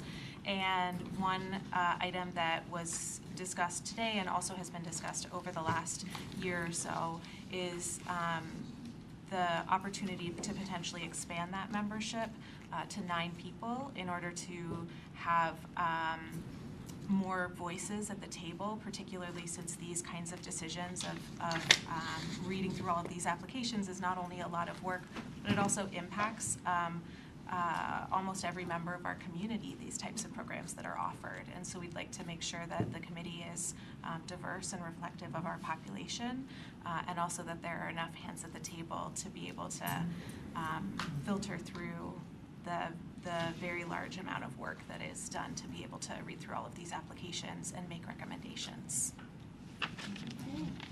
So you're going to be bringing this to the council on Monday? Mm-hmm. Okay. Could we also get a list of the current members? And then, I know you probably have it on your website, but it would be nice if you guys just send it to us. Sure. Yes. Joy, while you're here, another item that we talked about that I'd like to see us look at on the fast track is how much money we spend. We discussed the idea of maybe a recommendation to increase. And so when we sit down in March and look at budget and we look at what we need for roads and what we need to look for an Avenue Theater and what we need to look for, what you guys, recommend, that we have all the different pieces so that we can prioritize. So I'd be interested in seeing what the other, like Covington does 2%. I also would like to see what the committee, how the committee feels, because these funds haven't grown much. And our need has grown. And then I would like to have you talk to the committee about the concept of having some money set aside every year for maybe accumulating for a mid-size project. So we can put that on our next agenda, Did you- certainly. And we'd be happy to provide some research that staff did on other cities and their allocations to human services. For the other cities locally in South King County, there's a range of formulas. Some of them are kind of per capita, per resident formula, but the other ones that have a percentage of general fund hover between 1.5 and 2%. Nancy, is that going to be okay? It's what going to be? If she provides us with that information? Sure, it's already available. And I do believe we just briefly touched on it a little bit at our meeting. And so now with your retreat out of the way and we've got more data and everything, it would be really nice to receive those numbers. Thank you. So I think just to clarify what I'm hearing on, what we would like to do is we would like to go forward with a resolution updating the funding priorities. And if in fact there is a desire to do that, that would need to be done soon, like next week. Or is this something that we are going to look at for the next funding cycle? And This is for this coming. I think it would be for the next funding. For Why- the why- 1920. Why the next funding? That's in another year. 2018 They is send out another the year. Yeah, but can't you 2-year do it this year? Well, Dana? Well, our timeline for so we are in the final year of the last 2-year cycle, so we're gonna start the application process for the next 2-year cycle, starting at the end of next Right. month. Right. So we So need let's to- do it for March. Okay, I was just trying to be proactive. Well, it gives the organizations that we fund a chance to look at what the parameters may be and adjust accordingly, and so it contributes to success. So let's just bring it back to us on March. February 22nd. 15. Is that our next time, our next meeting? So our information is due to agencies as to what we are asking them to apply to do on February 23rd. So for staff to be able to turn that around by the 23rd, I think the 15th is kind of our cutoff for when we need to know. Yeah. That's what we should ask. Do we have a meeting before? We don't have our next meeting until March 26th. Not under Health and Human Under Services. Health The and next Human. council meeting, so we need to bring something forward for council approval. Okay, on the, Yeah. Yeah. okay. Yes, You know, we don't have to wait until the focus group. Remember, we discussed this before. thank We you can for interject- reminding us. We can interject at any time. We don't want to delay things. Good. Good, Good, thank you. thank you. Before you leave, may I ask, are we talking about a resolution for the next council meeting? Council, To change the number of, To change the number of. that would be an ordinance. Members. That would be an ordinance, we can do that. But And then a resolution for priority. also for the next council meeting. I believe, yes. Or we could. I thought we were going to save that for the following, to give you time to collect all the data. I'll send you something on the membership. Yeah. Got it. Deal. Thank you very much. Thank you so much. Okay, I'll turn it Good over job, to you you. guys. Thank you. Thank you. Okay, any other discussion items? John? Next Monday, the 29th, is the 5th Monday of January. So it's a study session. It's an optional study session. What is the consensus of the council? added a topic for next week that was time sensitive, didn't we? Yeah, I think there was something that needed to be. We added a briefing on the Regional Transportation System Initiative to get council input. Mayor Backus, along with other electeds, will be attending a meeting on February 2nd with Puget Sound Regional Council in King County to talk about a potential regional partnership to bring forward a proposal to the Washington State Legislature. So thought it'd be good to get council input on this prior to Okay, that. then if I may follow up, it might be appropriate time for council to present, legal counsel to present the city council with the ordinance language for the human services. I won't be there. I'd like to be. Since it's going to be presented at the February 5th. I'll give you enough time to pull it together. I've already written it. Yeah. So it'll be in your packets for next week. I just, I'm on vacation or working. I'll be gone Wednesday through next Tuesday.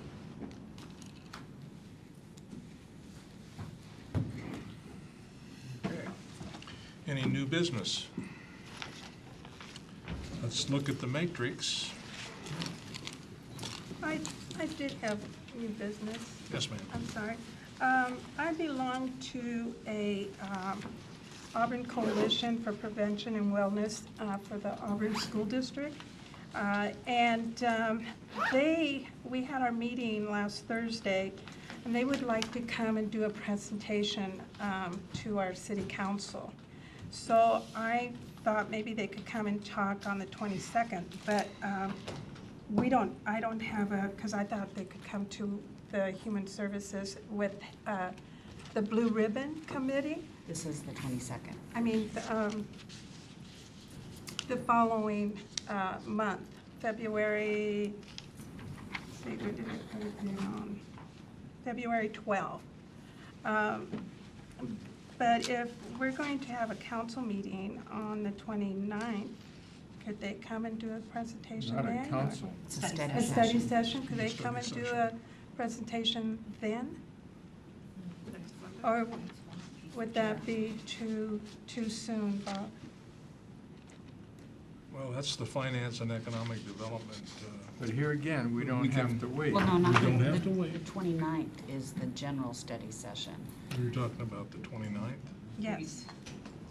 I'm getting confused now.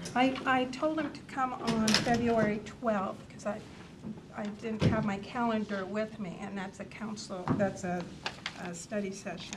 That is. And so I just want to know if they could come in and give a presentation, because they're promoting a high in plain sight. They're going to be doing an event, and they're going to be promoting, I'll pass this around so you can read it. And so they would just like to come. They've said they've mentioned it a little bit to Mayor Backus, but it's just a way for them to come and tell us what we've been doing in the high school. They're trying to prevent alcohol and the marijuana and stuff like that. Kind of like DAR. Well, so far, we only have two items for the 12th. And of I was February. wondering, can we move the human service one to the meeting that I'm going to miss this next meeting? And as the vice chair of that You seen this? subgroup, I'd like to be here when we discuss it.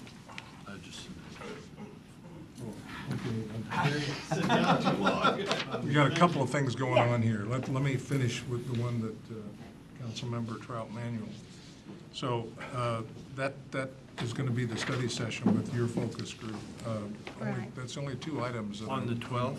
On the 12th. There's more items Actually, than that. the study session for the 12th, under the general study session, public art at Let's Go, discussion of ordinance 6670 authorizes renewal of a franchise agreement, the 2017 MPDES annual report. Then under the finance portion, there's the cost of service study, streamlined sales tax update, and King County draft comprehensive solid waste management planning briefing. May I make a suggestion, Chair? Yes, John. Our procedures, to add an item, call for a conference, basically between yourself, the deputy mayor, and the mayor, to set an item. Between now and the 29th, if you could have that conversation to see if you can invest the time. I don't see many subjects on the 29th. You and I have a meeting tomorrow. Yeah, we have our meeting tomorrow. Was that, the one that you just read off, is that the for 12th. the 12th? Okay. And that would move, could they do it on the 29th? I could call him up. There's Rhonda Larson and also the principal from Olympic, and then our chair. I'll defer to our chair and the mayor to either put it on or move it to the 12th and get back to Do you want to hold off and Councilmember discuss it tomorrow, or do you think we could just do it on the 29th? Depends on whether they're available to come and present it on the 29th. I will call him first thing in the, I'll call Rhonda Larson first thing in the morning. Just see if they're available, and then Bob and I Okay, can. and then I'll shoot you Give an me a email. call. Give me a call. Now, Okay, yes, can we discuss the human services resolution and ordinance on the 5th of February or the 12th of February when I'm here?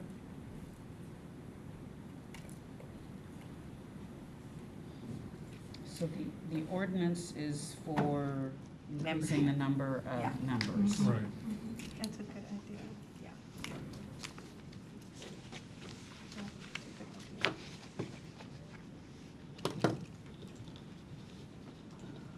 I don't see any problem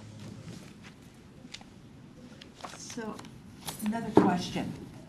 I would like to see us have a presentation on the UW Livable Cities project and give us an update. And I don't care when it's scheduled or under what topic, but, you know, it was alluded to by one of our presenters, and it would be nice to bring us all back up to speed because it's been about a year. It's been a year. that. Do you have any preference as to Nope, when? none at all. Just whenever staff can figure out, you know, what would work. So, could I interject for clarification? So the city completed its participation in that program in June of 2017. And so just so I'm clear, also, the program manager is out on maternity leave right now. Yeah. So can I be clear about what the council is looking for? Are you looking for updates on the individual projects that were identified and where they're at? We can wait till after maternity leave. Yeah. Okay, so Yeah. just, but an update on the various projects that Yes. were conducted and where they're at in various Yeah. stages of, okay. Thank you. So We'll we'll look at the calendar and see. Yeah. if there's no rush, we can bring that for a later. Do we have any idea when the maternity leave might be over? Don't Probably rush her. late She spring. needs time to be with the baby. We don't know if it's a she. It Oh. could be a he. Okay. Thank you for your input. Yeah. Thank you. Chair. Yes, Mr. Okay. Pelosi. I'm going to bring up National League of Cities Service Line Management Program. You and I have been talking about it through emails, and then I sent an email to Mr. Lyon, who represents National League of Cities, through his company's service line program. And I gave him several council study session dates, and he chose, and he's coming from Pittsburgh, so he has to make arrangements, but the 12th of March, that's,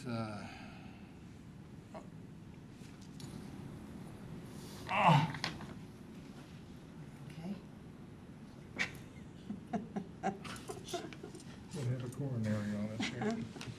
that won't work for me. So forget about it. Okay. No, that's National League of Cities, that whole week.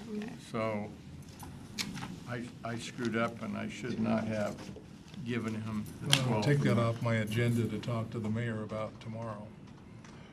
Unless Should have another date. I'll send him an email tonight and ask him if if he could do the 26th.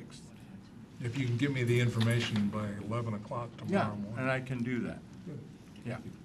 Boy, I really screwed up. No, you caught yourself. First time this year. Yeah, you caught yourself. I'm only human, I guess.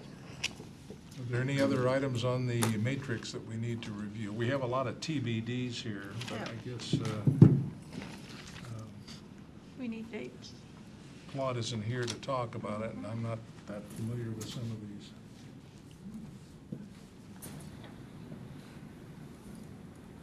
Well, speaking for Larry and myself, it looks like Airport Facilities Assessment Report, Airport Capital Needs Update, that's March 12th.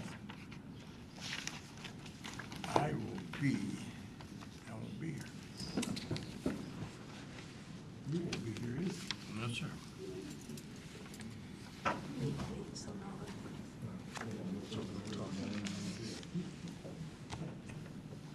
Sorry, Councilmember Councilmember Pelosi, Trout did you give me a Manuel, date for those?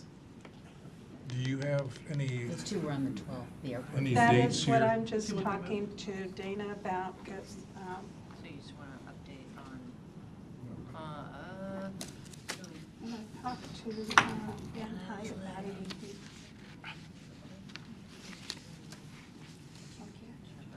Julian's working on something right now, I just need to know. Okay, let me know. Dan, So, the update on the report? The March 22.